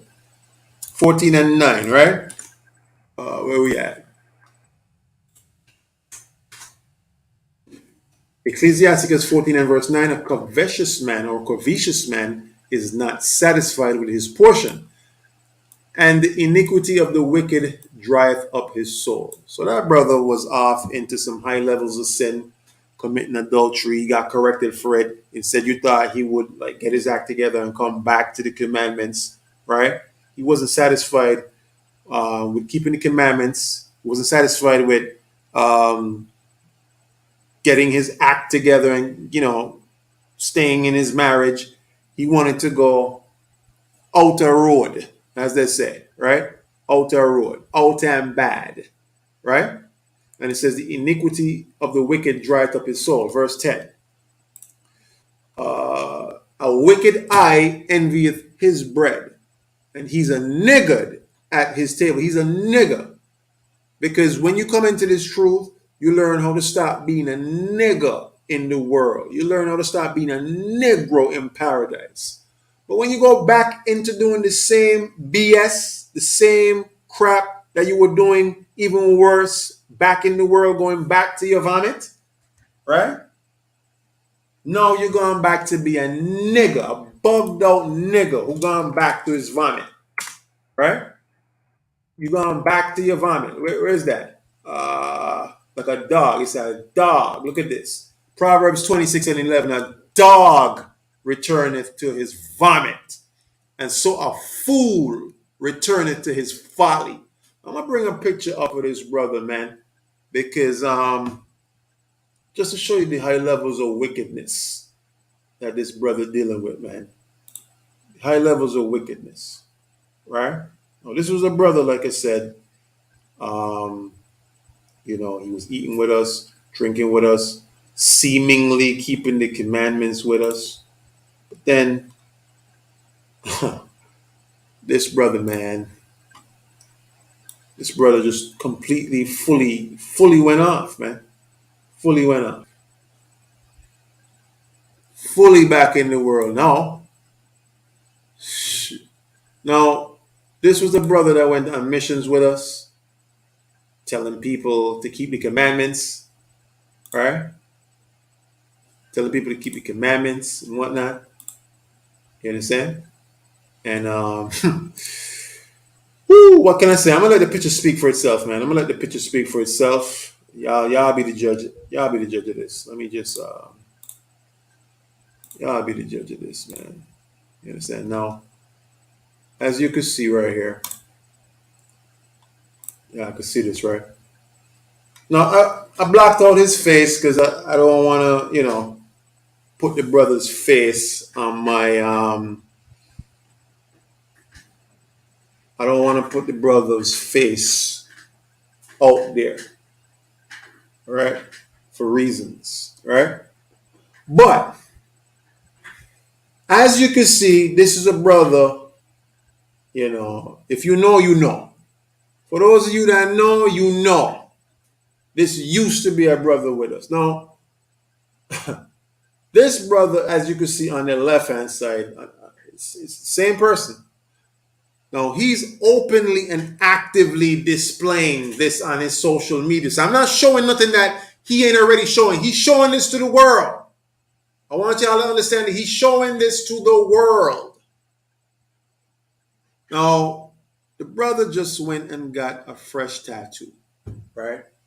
And as you can see, it says above the tattoo with the arrow, Leviticus 21 and verse 5. And if we go to Leviticus 21 and verse 5, it says we're not supposed, one of God's laws says we're not supposed to get tattoos. Somebody put that scripture for me in the comment section. Put that for me in the comment section. Now, the brother went and got a fresh tattoo when he was out here telling people, keep God's laws, don't get no tattoo, right? So now the brother went into high levels of just actively going against the Most High God. Now, some tattoo on his arm saying, "We are, we are." I don't know what we are. We are what? Reprobates. We are what? Sinners. What's that? That insurance song. We are sinners. Bum bum bum bum bum bum. That's the only thing we are. And yo, another thing is this, man. What type of Negro? What type of manly man? What type of man with masculine energy gonna put a butterfly on his arm, man? Somebody tell me. Somebody could let me know. I know women out here who wouldn't even put a butterfly on their arm. But you got brothers who claiming to be a man putting a butterfly on their arm. What is that? What is that, bro? You know what? I even reached out to the brother. I asked him straight up, like, what is that about? Brother didn't even answer me. He read the message. He ain't even answered that. The brother wasn't even man enough, right? Just to show you, the brother wasn't even man enough. I actually confronted the brother. I was like, yo, bro, what is that you got on your arm? Is that even real? Right? Thank you, Sister Ruth. Leviticus 21 and verse 5 says, they shall not make baldness upon their head, neither shall they shave off the corner of their beard, nor make any cuttings in their flesh. So as one of God's laws, we're not supposed to put tattoos on our arm. But here's the problem. The brother knows this. So the brother is actively going against the Most High Yahweh. He's actively going against Yahweh Shai. He knows what he's doing. He's being rebellious.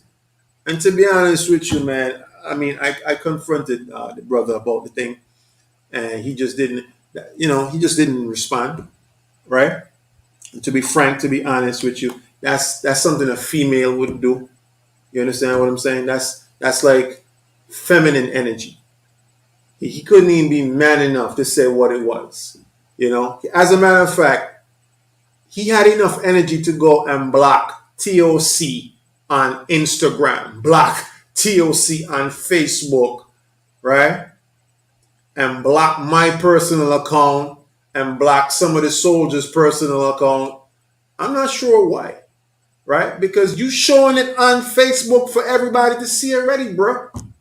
You showing it on your Instagram for everybody else to see, bro. What is you doing?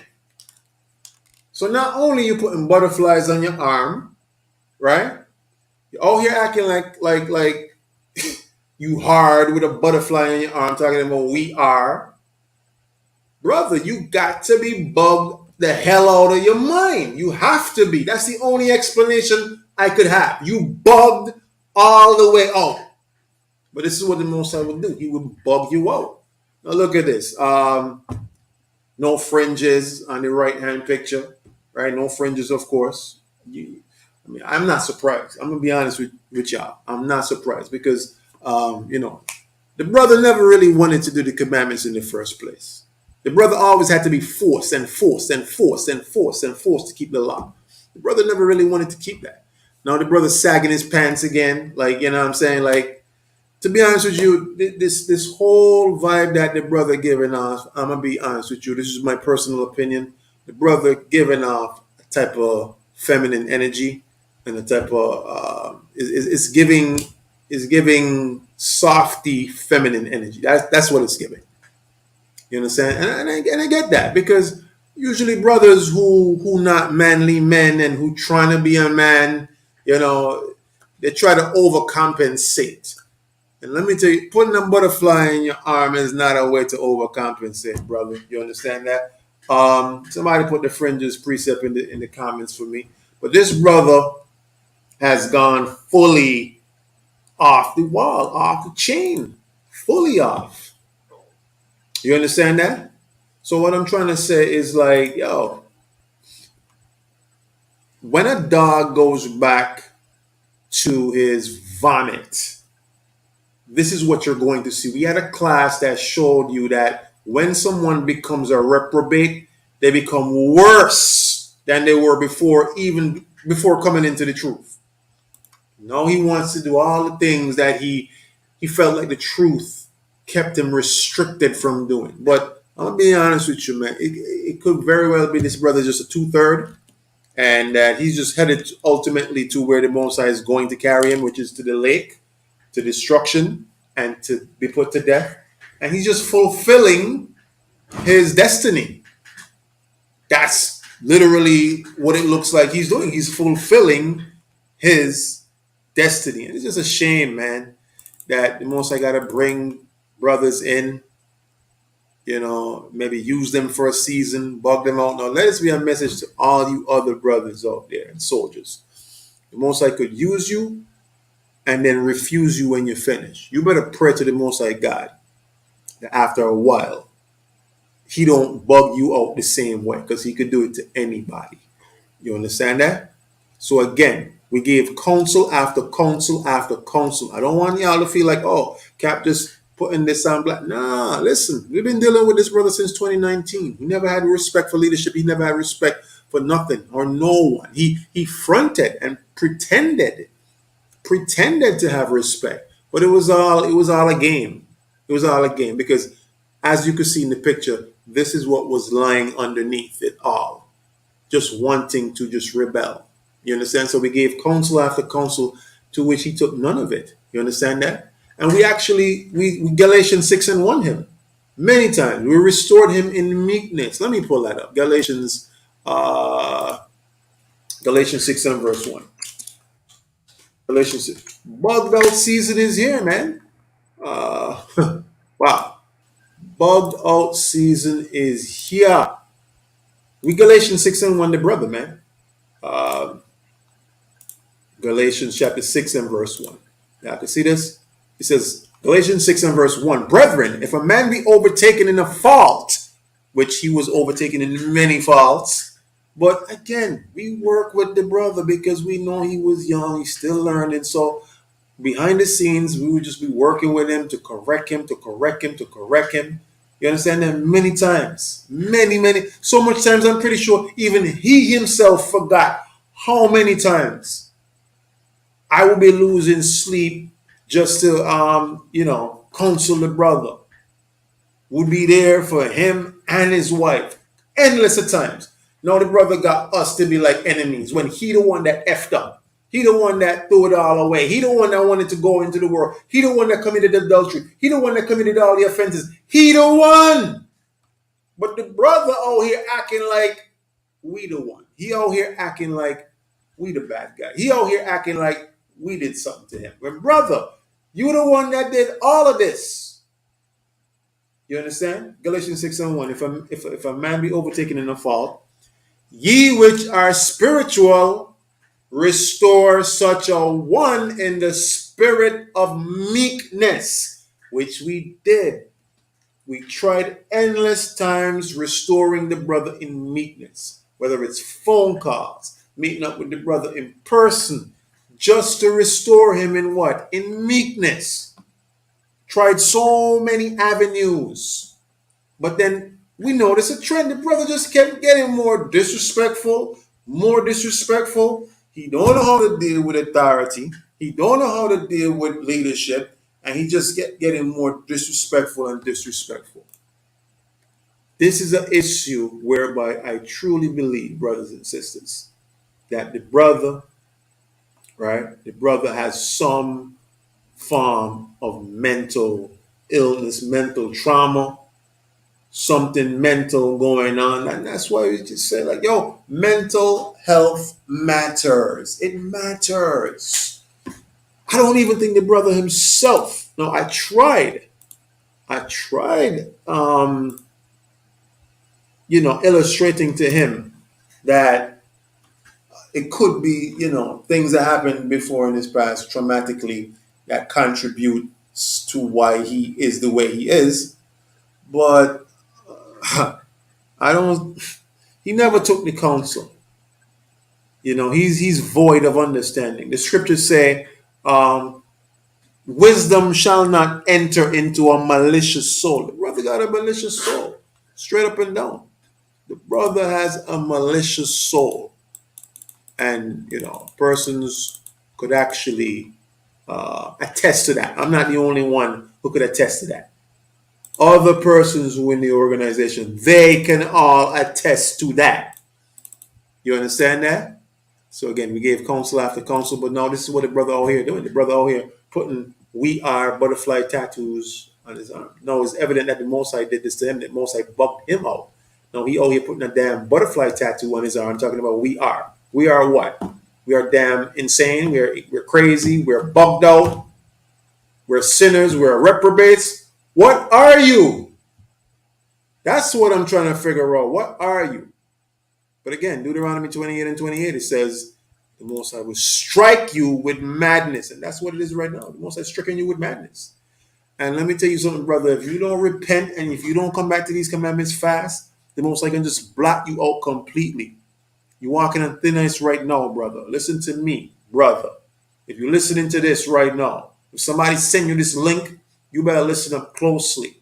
And I say this with no water in my mouth. If you don't repent and come back to these laws, statutes, and commandments, the Most High gonna kill you right where you stand there. Whether when your day comes for you to get put to death, so you better take that with a chin up. Yeah, like your chin up in that picture right there. Yeah, I hope you're gonna have that same energy when the Most High put you to death. So I really hope, brother, don't take this as Cap coming down on you, man. Don't take this as Cap coming down on. Take this as the love that Cap has for you. That I'm actually hoping that you would take this rebuke again, because you've received many. Let's be real. Let's be honest. You've received endless rebukes, endless corrections, to which you listen to none of them. So let's hope that you take this rebuke, this correction, in a positive light, in a positive way. You understand? Because all you're doing right now is just running away from your responsibilities. That's all you're doing. Running away, and you think that you're on your grind. You think you're on your grizzly. You think that you're out here making moves. But let me tell you something. The Most High got you in a state of delusion, brother. Just like the scriptures say. Yeah, I know you probably forgot all about the scriptures that you learned. It's evident because you're out here getting tattoos on your arm, brother. You understand that? Let's read Romans 1 and verse 18, man. Romans 1 and verse 18. Let's pull that up. Romans 1 and 18. Yeah, multi bugging brothers out. So let us be a warning to everybody else. He can do it to you too. He can do it to you too.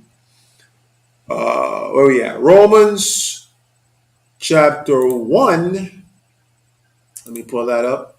Romans chapter 1 and verse 18. We gonna close it out here soon, man. We had some other news and stuff like that to go into, but I might hop back on here tomorrow and just go over those news clips with y'all. I know y'all been here for like 2 hours. It's all good though. We going over the scriptures. Romans 1 and verse 18, it says, "For the wrath of God is revealed from heaven against all ungodliness and unrighteousness of men who hold truth in unrighteousness." See that? Who hold the truth in unrighteousness. So this brother was holding the truth in unrighteousness. He wasn't really keeping it. It was just a facade. It was a joke. It was a game. He was really living a double life. You understand that? Verse 19. Because that which may be known of God is manifest in them, for God hath showed it unto them. So you see that? They learned about the Most High God. They learned. He came through the school and he learned. Yeah, he was rebellious throughout the whole time, but there were things that he learned. Verse 20. "For the invisible things of him from the creation of the world are clearly seen, being understood by the things that are made, even his eternal power and Godhead, so that they are without excuse." Even if he didn't come across his truth, right? He still would have, by looking at nature, by looking at the things that's around him, creation, the world, it could clearly be seen and understood that the Most High is the creator of all these things, right? But he came to and he learned and he connected the dots. Well, we helped him to connect the dots that the things that you're seeing around you was created by a creator, the Godhead, the Most High God, Yahweh Shai. So you, without excuse, brother, you came through and you learned, brother. Verse 21. "Because that when they knew God and glorified him not as God," so he started learning about the Most High God and the commandments, but he didn't glorify him as God. Why? Because it was a struggle for him to keep the commandments for many years. I'm not talking about somebody who came in, they were struggling for a little while. This brother was, from the time he came in, it was a facade for him. It was a game and a joke for him from the very get-go. Look at this. It says, "Neither were thankful, but became vain in their imagination." So his imaginations got vain. You know, he probably don't think God exists. That's why he's doing all this bullshit. He don't think God really exists. He probably think his whole Bible is just a facade. He don't think the Bible is real. He don't think God is real. Because if he did, he wouldn't be doing the shit that he doing right now. You understand that? It says, "And their foolish heart was darkened." So he had a foolish heart before he came into the truth. But now his foolish heart turned into darkness now. Because now he get dark in his foolishness now. So now he knows what he's doing. He know he going against the Most High God. He knows. But now he choose to believe probably there ain't no God. That's why I'm going to go and get all these tattoos and, bullshit butterfly on my arm talking about we are. Verse 22, it says, "Professing themselves to be wise, they became fools." So the brother probably think that he got some level of wisdom, some level of know-how and understanding. He thinking that he know a thing or two, but he don't know nothing because the Bible said what? They became fools. So the brother is a fool because guess what? He ain't keeping no commandments. Verse 23, "And changed the glory of the uncorruptible God into an image made like unto corruptible man." So now he's now taken the things of life and turned them into an idol. He think getting his money up and being on his grind. You see him there taking pictures. Yeah, he on his grind, right? You out here doing jobs and you making money, right? Now you've turned those things into idols. Watch this. "And to birds and four-footed beasts and creeping things." So these here were physical idols, but now you've taken tangible things and made other type of idols out of them, like money. Watch this. And guess what? Also, going back to these idols, you've now worshiping yourself now, because now you're worshiping your self-image. You like how you look with the tattoo, right? You like how you physically think you look good, right? Man, I ain't even want to say what I really want to say on here. You understand? I'm gonna say that to your face instead. Romans 1 and 23. Okay, good. We already been through that. Verse 24. It says, "Wherefore God also gave them up to uncleanness." So you see that's how the brother went to do an unclean thing. The Most High God gave him up to that. You understand that? Look at this. "Through the lusts of their own heart." So This is the thing that always been in his heart all the time. Ever since he came in, he always felt like the truth was restrictive. That's why he on his bullshit doing everything to go against the Most High God. Watch this. To dishonor their own bodies between themselves. So that's why the brother into high levels of adultery, high levels of fornication, high levels of dismembering his body by putting tattoos on there, defacing his body, dishonoring his own body. You understand that? Verse 25. Who changed the truth of God into a lie? Brothers like that. They change the truth of God into a lie, because how you going to be out there on the front line with brothers, right? Professing to keep the commandments, professing to be a righteous man, professing to have your household in order when you was doing none of that. You was doing none of that. You was doing everything the opposite to that. Right? Watch this. And worship and serve the creature more than the creator. And that's what he's doing right now. He's serving money. He's serving whatever he think he coming up in life. He's serving that more than the creator. Watch this. Who is blessed forever. Amen. Watch this. Verse 26. For this cause, God gave them up unto vile affections. That's why the brother can't get them spirits off him. The Most High gave him up to vile affections. Watch this. For even their women did change the natural use into that which is against nature. Verse 27. And likewise also the men, leaving the natural use of the woman, burned in their lust one toward another, men with men working that which is unseemly. And you see that? What y'all don't realize is this too, that, what the brother doing is going into a homosexual spirit. Like when you're going to worship your self-image, a spirit comes with that. A homosexual spirit comes with that. You understand that? That homosexual spirit, it comes with that. That's what y'all don't, them spirits travel in packs. When you see a man so into himself, I should pull up that picture again just to show you just like how his whole energy is in that picture, man. When you see a man into himself like that, on that level, that spirit's coming with that. One of them being this one right here. Men with men working that which is unseemly, and receiving in themselves that recompense of the error which was meet. Verse 28. And even as they did not like to retain God in their knowledge, he didn't like to retain God in his knowledge. The moment he learned about Yahweh, he would find excuses to do what Yahweh said not to do. The moment he learned about the laws, he would try to see how he could wiggle out of breaking it. And like I said, he's been doing this since 2019. It's just that a lot of the brothers and sisters who came after him didn't know. They didn't know the brother was on that level. They didn't know that. Rightly so. We was correcting him behind the scenes. But he didn't like to retain God in his knowledge, man. You understand? And that's why the brother is fully off today. 100%. It says God gave them over to what? A reprobate mind. So that brother in a reprobate state right now. You understand? A reprobate state of mind. Watch this. It says to do those things which are not convenient. So there's no telling what that brother into right now. You only seeing the tattoo. And you only seeing that he ain't wearing his fringes. But what about the thing that you not seeing? That's the part right there. Watch this. Verse 29. Being filled with all unrighteousness, fornication, wicked. Oh, see this? And this perfectly describes all the spirits that's on this brother right here. Look at this. Unrighteousness, because he don't keep the commandments. Fornication, of course. The brother is into adultery, right? I don't know if he stopped or not. That's for him to say, right? But the brother is a liar, though. So you got to understand, dealing with a compulsive liar, a liar going to say, nah, I ain't doing that. Anyway, wickedness, of course. We know the brother into high levels of wickedness. You see the brother getting tattoos and all that bullshit. Covetousness. Yeah, he lusted after money right now. So he figured he's on his grind, he's on his gristle, he's doing what it needs to be done but he's ignoring everything else, like his marriage, ignoring having his house in order, ignoring the commandments. That's covetousness right there, going after the lust of the world.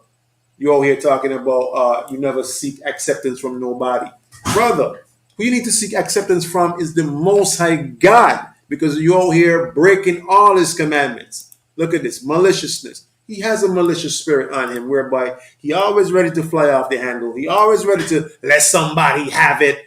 You got internal issues, my brother, that you really need to work on. And I'm only telling you this because this is out of love right here. You got to work on those malicious spirits that you got on you. Look at this. Full of envy, murder, and murder because you hate your brothers. Your brother's been reaching out to you.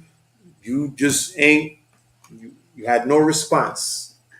So you might as well be a murderer of your brother. The Bible says, he that hates his brother in his heart is a murderer. That's the scriptures. So you hate your brothers, of course, you're a murderer. Watch this. Debate, deceit, malignity, whisperers. Verse 30, backbiters. You a backbiter, bro. Your brothers was relying on you to be a stand-up man in this truth, and you backbit everybody. Everybody. From leadership, go right down. Haters of God, yeah, definitely you hate God. For you to go and put that on your arm, right? You absolutely, you hate the Most High God because you know, you've learned. Leviticus 21:5 that says, don't put those things on your skin. You hate God. So you're a hater of God, right? It says despiteful, right? You did that for spite. You spitefully wanted to spite the Most High God by doing that. And you out here proud. Look at it. Proud. You proudly put that on your display picture on Instagram and Facebook, brother. You understand that? So you want the world to see.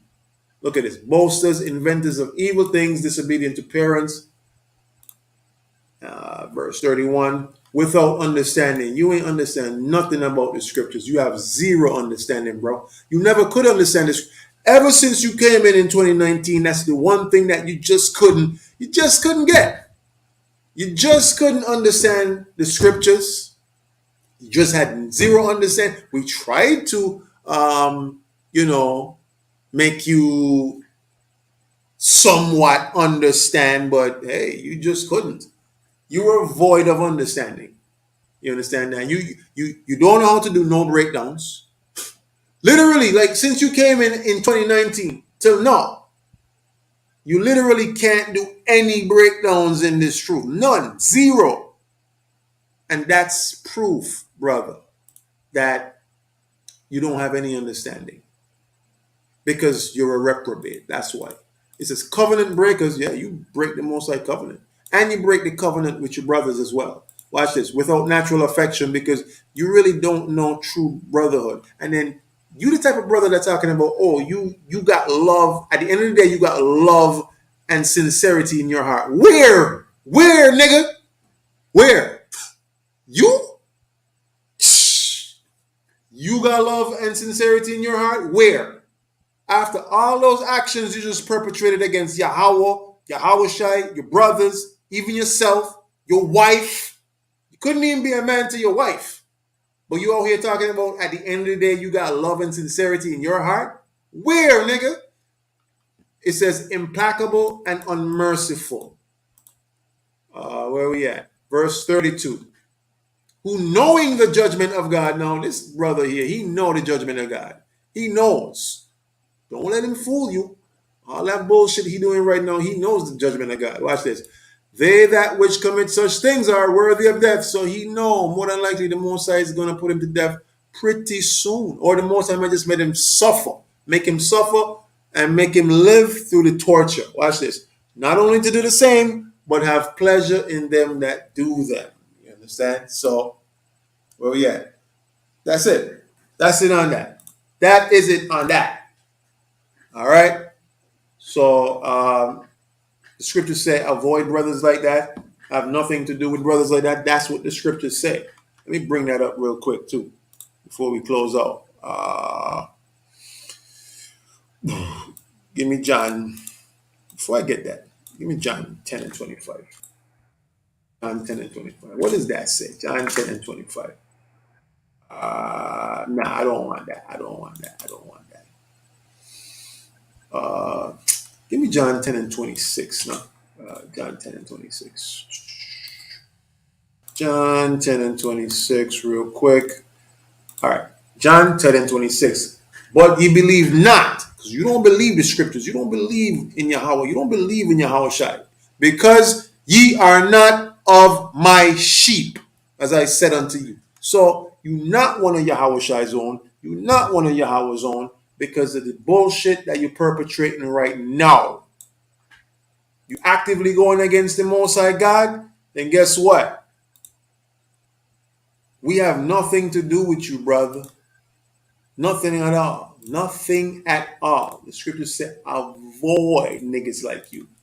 Literally avoid. Let me bring that up. Avoid niggas like you. Romans 16 and 17 says, Now I beseech you, brethren, mark them which cause divisions and offenses contrary to the doctrine which ye have learned, and avoid them. Avoid them. Y'all listening to me? Soldiers, brothers, sisters, avoid that nigga right there. Because that evil spirit that he got on him is going to jump on you too. So be forewarned. All those who have ears to hear, let them hear. You understand? So that's what it is right there. We got any other scriptures that we want to hit? We got Revelation 22 and verse 17. Let's see what Revelation 22 and verse 17 say, man. No, not 17. I'm sorry. 22 and verse 11. Revelation 22 and verse 11. Where we at? Now it says, He that is unjust, let him be unjust still.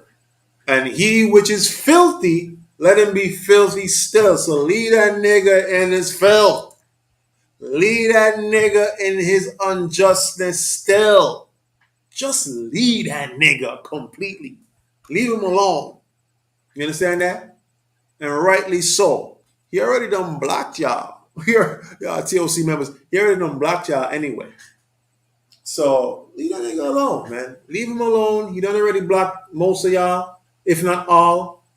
You understand? Leave that brother alone. Let him be unjust still. Let him stay in his filth. Let him stay in his vomit. That's what the scriptures say, right? That dog that returns to his vomit, yeah, let him stay in that. You understand that? As a matter of fact, Jeremiah 7 and 16, to y'all thinking, let me go pray for the brother. Let me go pray for him. Jeremiah 7 and verse 16 says, Therefore, pray not thou for this people. Which people? Those people who are just adamantly just willing to just go against Yahweh. Don't pray for them. It says, Neither lift up cry nor prayer for them, neither make intercession to me, for I will not hear thee. So Yahweh is not going to hear you if you're bringing up this wicked, evil person to him, right, on their behalf. Because guess what? The previous verse was talking about like Ephraim going into their idolatry. But this brother, likewise, he's into his high level of idolatry. You could see what he worshiping. And you could see he going after the ways of Egypt, putting that tattoo on his arm. Do not pray for brothers like that because it don't make sense. He says, Therefore, pray not thou for this people, neither lift up cry nor prayer for them. Because if this person is actively focused on being wicked every day and not changing, do not pray for them. You're wasting your breath. Again, you're wasting your breath. You understand? That's where we at, man. That is where we at today. Imagine that. But again, the most bug niggas out every day. He's not gonna be the first or the last nigga that get bugged out. We just gotta pray we don't end up like that, brother. All right. So don't use that example to be prideful and feel like your spot in the kingdom is solidified. It's not. It's really not. Use that bugged out brother's example as everything what not to be like. You understand that? What not to be like. And if you do that and you listen to counsel, you're going to be all right. listen to counsel, keep the commandments, don't be rebellious, use examples as such as these to not go in the way of, sin and being a reprobate, and you're going to be all right.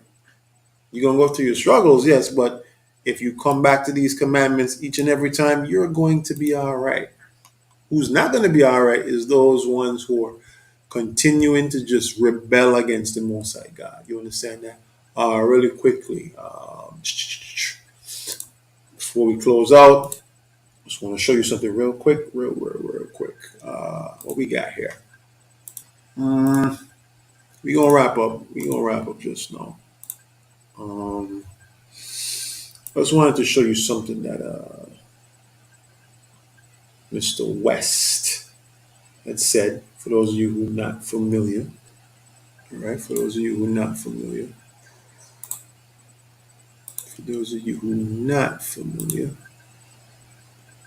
let me increase this.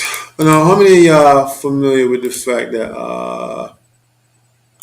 Kanye West, Yeezy, Yeezy been in the tabloids for the past, week and a half. Some comments that he made about we the real Jews, and they took it as anti-Semitic or anti-Shemitic statements. But he's saying how we could be anti-Shemitic when we the real Jews. He's saying what is anti-Shemitic is those who purporting themselves to be the Jewish people, the Jews, the fake Jews. They own record companies that profit off of us singing things that degrade and disparage our nation of people, like killing niggas, sleeping with a nigga's woman, that type of thing, right? Going against the commandments. In other words, being a nigger in the world. Jewish people profit off of that. When we, who the real Jews, get ostracized and canceled for speaking quote unquote anti-Shemitic or anti-Semitic comments when we come from Shem.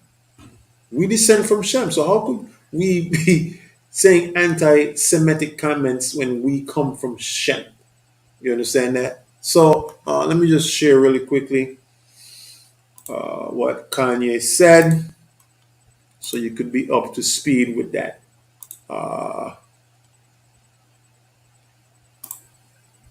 Let me know if y'all can see that. Do I have to increase it even more? Let me know if I got to increase it even more. You can see this, right? I don't have to. Y'all could see this, right? Don't tell me y'all can't see this. I'm going to play it. The same people that have stripped us of our identity and labeled us as a color have told us what it means to be black. Us as blacks, as Jews, as the last tribe of Judah, the 12th tribe, the blood of Christ. Because we are Jew also. And if you ask a Jewish person about their race, they don't say it's a race, they say it's a people. And if we considered ourselves to be more than just a color and more than just a race, but to be a people, we would treat our people and people differently altogether. All right, so there you have it. So, again, Kanye West is basically underscoring who the real Jews are. Now, Kanye West, for those of you that don't know, famous rapper, famous producer, billionaire, the ex-husband of Kim Kardashian. So he has some clout, he has some notoriety.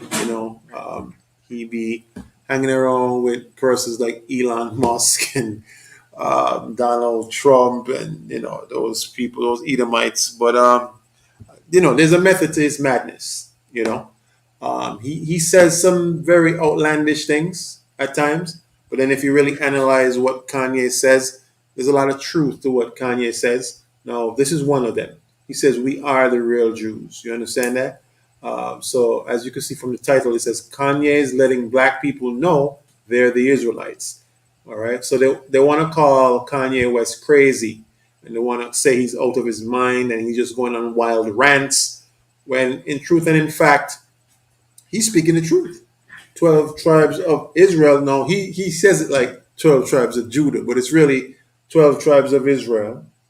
You understand that? And Kanye West is speaking the truth on that matter. So now the whole world is up in arms because they're saying he said another comment where he sent out a tweet saying he's going to go DEF CON on Jewish people. He's going to go DEF CON on that, meaning like, the way Kanye says things, right? He probably meant he's going to, fire out some tweets at them. But they took it as, wow, he's going to bring harm to Jewish people. He's going to bring harm to the Jewish community, right? But he meant speaking his mind. He meant letting the community, the fake Jewish community know that, yes, we're waking up. Yes, we now know who we are. Yes, we the blood of Christ. Yes, we the 12 tribes of Israel. Yes, we know our identity. Yes, we're coming back as a people. Yes, we're going to pool our resources together. That's basically what he meant. But a lot of persons took it as, and rightfully so, words have power, yes. A lot of persons took it as Kanye is going to inflict harm and danger, physical harm and danger, upon quote unquote Jewish people who are the fake Jewish people because black people are the real Jews, right? So now he went on a show called Drink Champs, and he was speaking some comments about not only Jewish people again, fake Jewish people. He was speaking comments about George Floyd. Now he found himself in a little snaggle whereby now the mother of his child is now suing him for, I think it's 20 million dollars. So she won $20 million. But here's the thing: Kanye donated to George Floyd's daughter's education, I think, in 2020, if I'm not mistaken. Um, a lot of millions. I think it was like 10 million he donated to her schooling. So I know that was just a come up for money. They're putting lawyers to write him to say don't mention George Floyd's death out of his mouth because he said that George Floyd did not die of. Well, he suggested. Let's put it this way: he suggested that George Floyd didn't die from asphyxiation due to the police having the foot on his neck, the knee on his neck. He's claiming that based on a documentary that he watched from Candace Owens, right? Candace Owens and her husband. I don't know if y'all know Candace Owens. Y'all gotta look her up. They did a documentary that somehow revealed that George Floyd had fentanyl, which is it's a illegal chemical substance. He had fentanyl in his bloodstream. So he went on Drink Champs, the show. He said that, and now, the family and estate of George Floyd is outraged that he's suggesting that George Floyd did not die from asphyxiation due to, the suffocation caused by the police officer having the knee on his neck. So they want 20 million from Kanye West. You understand? They want 20 million. But like again, Kanye West, he donated. I don't know if y'all know this. He donated money to George Floyd's daughter's schooling, which would pay for all of us schooling throughout life. He donated some millions. So I know that's just a ploy for money, a plot for money. They're trying to come up off of more money. But again, Kanye West, to me, he didn't say anything that was necessarily like wrong because he basically said in the interview, this is what he saw from the documentary that he watched. He wasn't suggesting these things from his own, mind or opinion. He was saying based on the documentary that was put together that he watched. That's what formulated his train of thought. And then he was comparing some. He didn't just come out saying that statement. He was comparing another situation in terms of the state of black people where we at, and he made reference to George Floyd. So again, it's just a whole, social media. They're gonna get up in arms, social outrage, But again, Kanye didn't say anything that was wrong per se. You understand that? But you know how that go. Really quickly, there's another thing I wanted to share. I wanted to share something else. I don't know if y'all know Elon Musk reveals he got some robots coming out. He got some robots coming out. Let me share this with y'all really quickly. Elon Musk got some robots coming out, man. I don't know what's going on with these robots. These robots look like Terminator, the sequel, or the second sequel. I don't know how many Terminator movies they got. Oh, but I know this looked like one of them. You understand that? Tesla This looked like one of them. I do want to set some expectations with respect to. So this guy's Elon Musk. Let me show y'all. This guy's Elon Musk. For those of you that don't know, one of the richest men in the world. If y'all don't know, I'm gonna show you right now. Let me show him. I'm gonna show him right now. Elon Musk. So now it says Elon Musk reveals his humanoid robot. Reveals his humanoid robot at Tesla AI Day 2022. Right? This is crazy, right? No, don't know if y'all can hear this, but Welcome to Tesla AI Day 2022. I do want to set some expectations with respect to. so this is Elon Musk, all right? One of the richest men on the planet. Our Optimus robot. As you know, last year was just a person in a robot suit.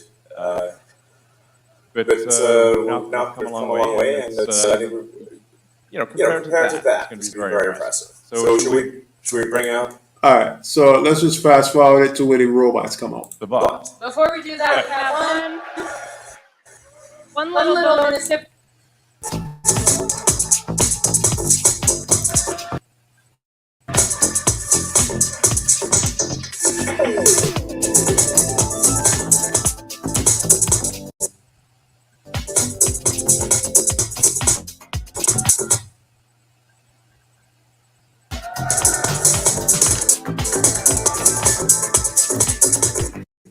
I don't know what this is, man.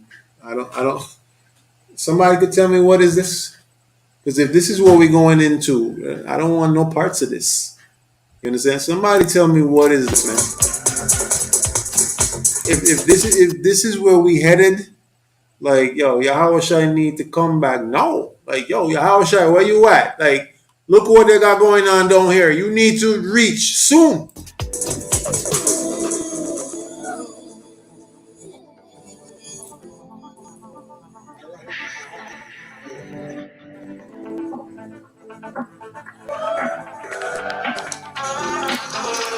You know, you hear all the Edomites clapping. They're like, woo, this is great. This is the best thing since sliced bread.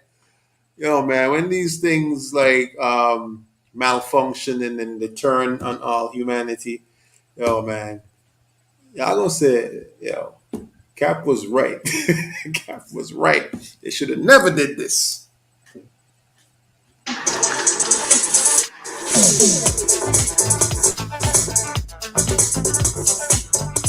Things got some cool too. Now, of course, you know, Edomites are very prideful, and you know they think that their inventions are the thing that will revolutionize the way we do everything. So they take great pride, right, in what they do, in what they create, in what they supposedly invent, right. But the Most High says that when it comes to their pride, right, He's gonna completely annihilate their pride, right? Let me just pull up this scripture really quick. All right. When it comes to their pride, all right. Obadiah 1 and verse 1, the vision of Obadiah, thus said the Lord God concerning Edom, that's the white man.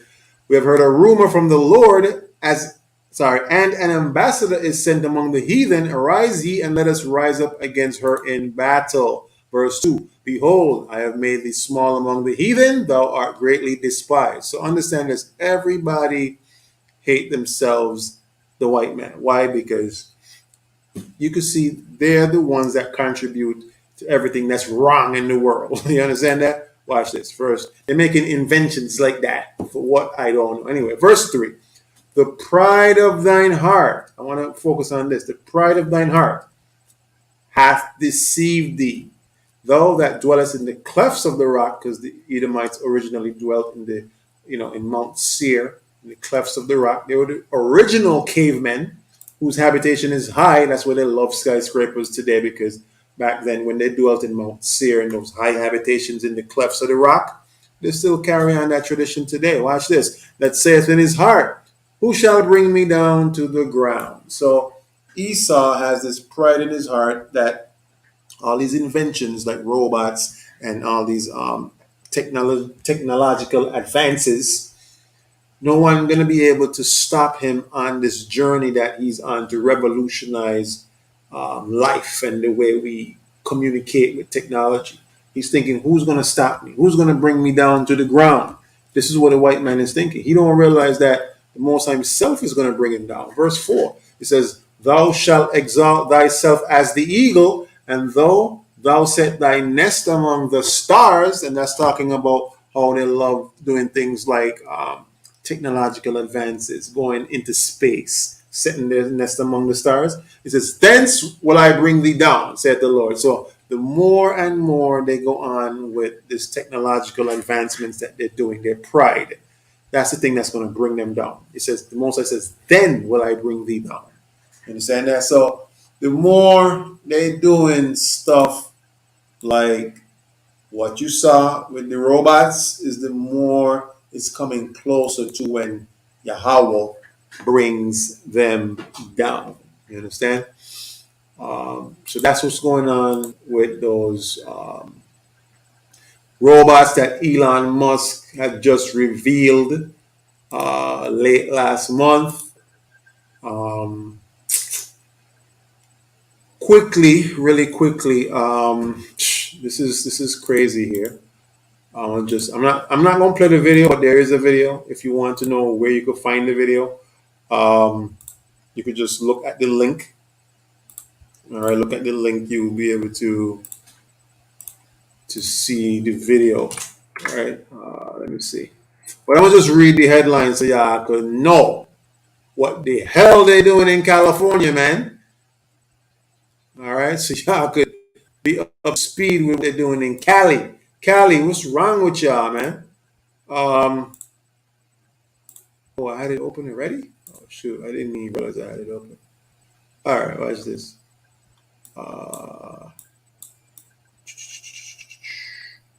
Okay, watch this. Oh, I could actually search all my tabs from this one tab. Well, that's cool. Okay, good. Look at this. Look at this. Y'all can see this, man. Y'all can see this foolishness, man. No, this was since September 2020, but look at this. Democrat-led California legislature passes bill reducing penalties for sexual relations with minors. This is the spiritual wickedness in high places that we're talking about, because we know the law is what? Spiritual.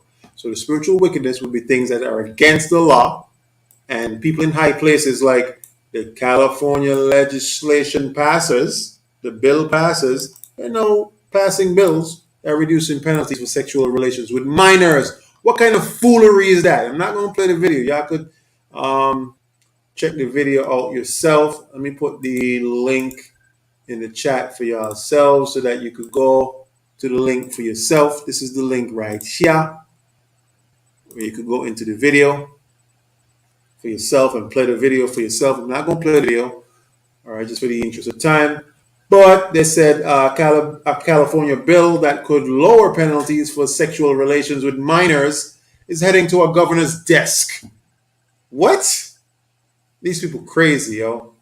So SB 145 passed both legislative houses and would remove the requirement for offenders to register as a sex offender after committing certain sex acts with minors within a 10 year age difference. The legislation applies where the victim is aged between 14 and 17. What?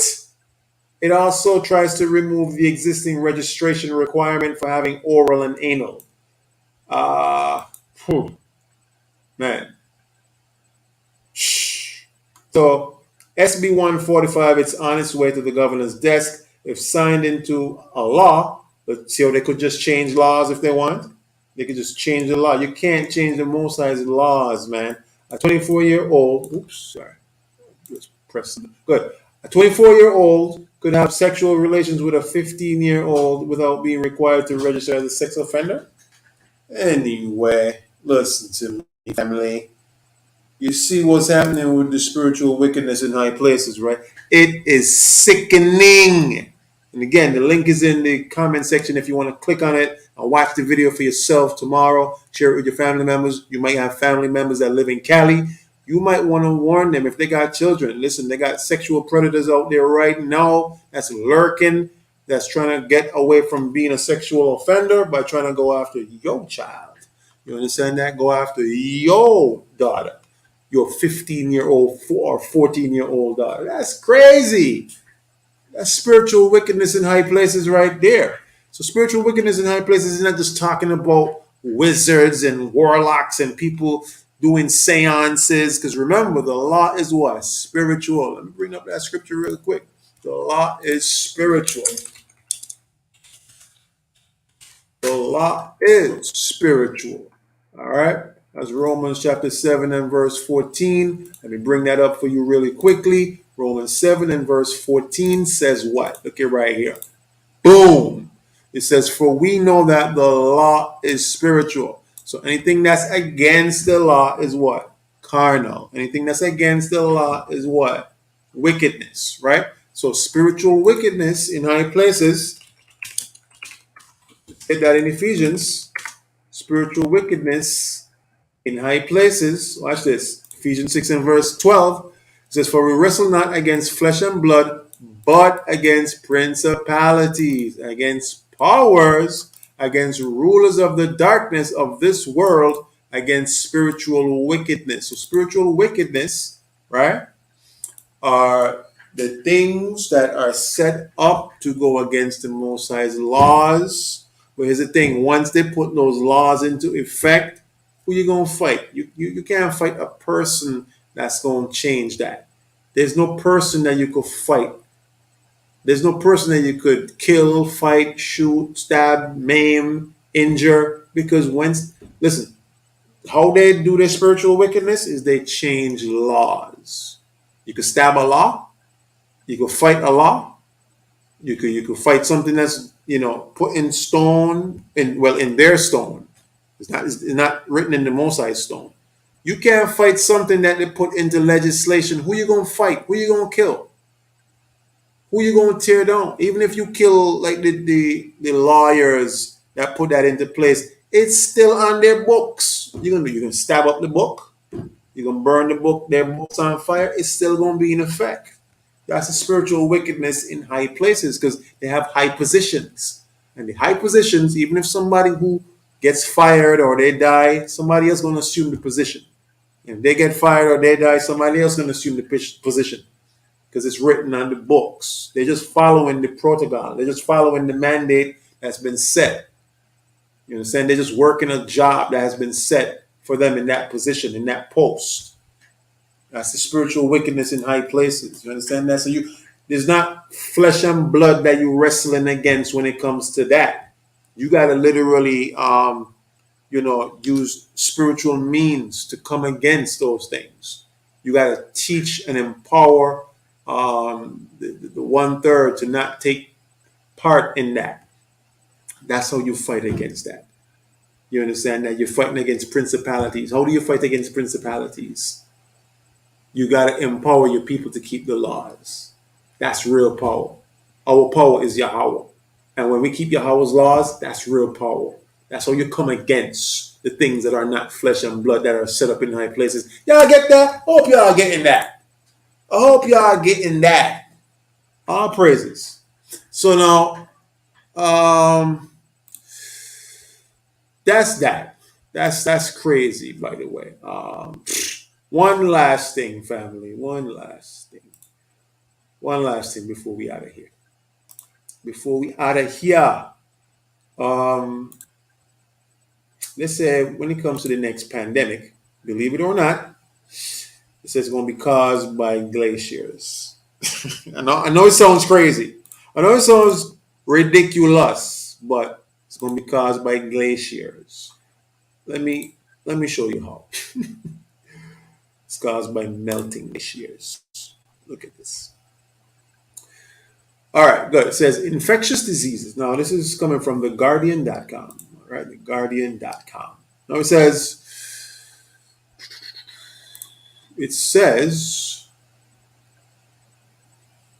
the next pandemic may come from melting glaciers, new data shows. Now, analysis of Arctic lake suggests viruses and bacteria locked in ice could reawaken and infect wildlife. Whoa. So the next pandemic may come not from bats or birds or some nasty food market in Wuhan, China, but from a matter of melting in ice, according to new data. Matter melting in ice. Look at this. Genetic analysis of soil and lake sediments from Lake Hazen, the largest high Arctic freshwater lake in the world, suggests the risk of viral spillover where a virus infects a new host for the first time may be higher to close to melting glaciers. The findings imply that as a global temperatures rise owing to climate change, it becomes more likely that viruses and bacteria locked up in glaciers and permafrost could reawaken and infect local wildlife, particularly as their range also shifts closer to the poles. So basically, what they're saying, for those of you who need it broken down in layman's terms, there's things in the glaciers like matter and sediments that has been locked in, that has bacteria and different viruses that's locked into the ice, that once it melts, now, this is what they're saying, but they're gonna find every and listen, they know what's coming. They know they have viruses on the way. They now have to find ways to basically dumb down society and basically let y'all know that if y'all see a virus on the way, just know it comes from melting glaciers. Even though Edomites are the one that's going to release it, just know it coming from glaciers. So just a way to pull the wool over your eyes, man. You understand that? Because they know they're the ones that's releasing the viruses. So soon they're gonna say, after the melting ice brings about more viruses, they're gonna probably say something like the sun causes viruses, or the wind. The wind is gonna carry viruses that came from some distant island off the coast of Africa. The wind is now blowing virus. Listen, they're gonna use every and any excuse to tell you why these viruses are going to be coming in the future. But like Cap told you all the way back in 2020, the order of operations that's going to come in the future is going to be more lockdowns, more viruses. All these things probably going to happen before the famine hit, so that when the famine really hit, it's going to be crazy because you would have been locked down, nowhere to really store food, nowhere to really gather food. It's just going to be like lockdown and go straight into a famine situation. It's crazy, right? Imagine you locked down for like a month. You locked down for a month and you've been eating whatever supplies that was at home. Because you think these niggas don't know y'all storing food? Yo, man, I'm about to log off, man, because these Negroes know you storing food. They gonna do something whereby you can't go nowhere for like a month, where you eat off a whole month's supply of whatever you were storing, and then boom, famine. You understand that? But everything is in the hands of the Most High God. He controls everything. All right, He controls all. So no matter what happens, we gotta stay prepared, stay ready, stay girded up, stay prayed up, stay fasting, stay in the spirit, stay keeping the commandments, in order to have a much better success rate at surviving whatever is coming on the way. All right. I'll take questions right now before we close out. It's almost 3 hours. We on here. Wow, almost 3 hours, but it feels like 15 minutes, right? Yeah. Gotta love it. Gotta love it. Wednesday night heat. Once again, if you have not subscribed already, do so now. Hit that subscribe button, as well as make sure you turn on notifications so that whenever we go live, you receive a notification saying either we're live or we just went live, so that you can stay up to date with our videos. Yes, all praises. So, if we don't have any questions, we want to give all praises, honor, and glory to the Most High Yahweh, Ba'Shem HaMashiach Yahweh Shai. It was definitely, my pleasure to be here with you on a Wednesday evening heat, Wednesday night heat, bringing that heat. And we look forward to you on the Sabbath day. Looking forward to each and every one of you that's coming out to keep the Sabbath. Of course, we got a super class lined up for y'all. All right. Look forward to that. Look forward to seeing all of y'all on the Sabbath day, keeping the Most High's laws. And yeah, keep it locked, keep it loaded. Next week, same time, same place.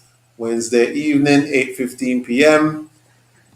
Let's get it. So, again, thank you.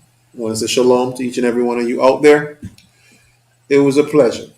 All right, this is your brother, Captain Messiah, with another TOC Wednesday night heat. We had mental health matters. We had bugged out niggas. And we had some of the latest news and headlines and some more. All right. So, once again, this is your brother signing out. Stay safe. Stay in the spirit. Stay keeping the Most High's commandments. And stay loving each other. All right. Captain Mosiah, love each and every one of you. Deuces. Peace. We are out.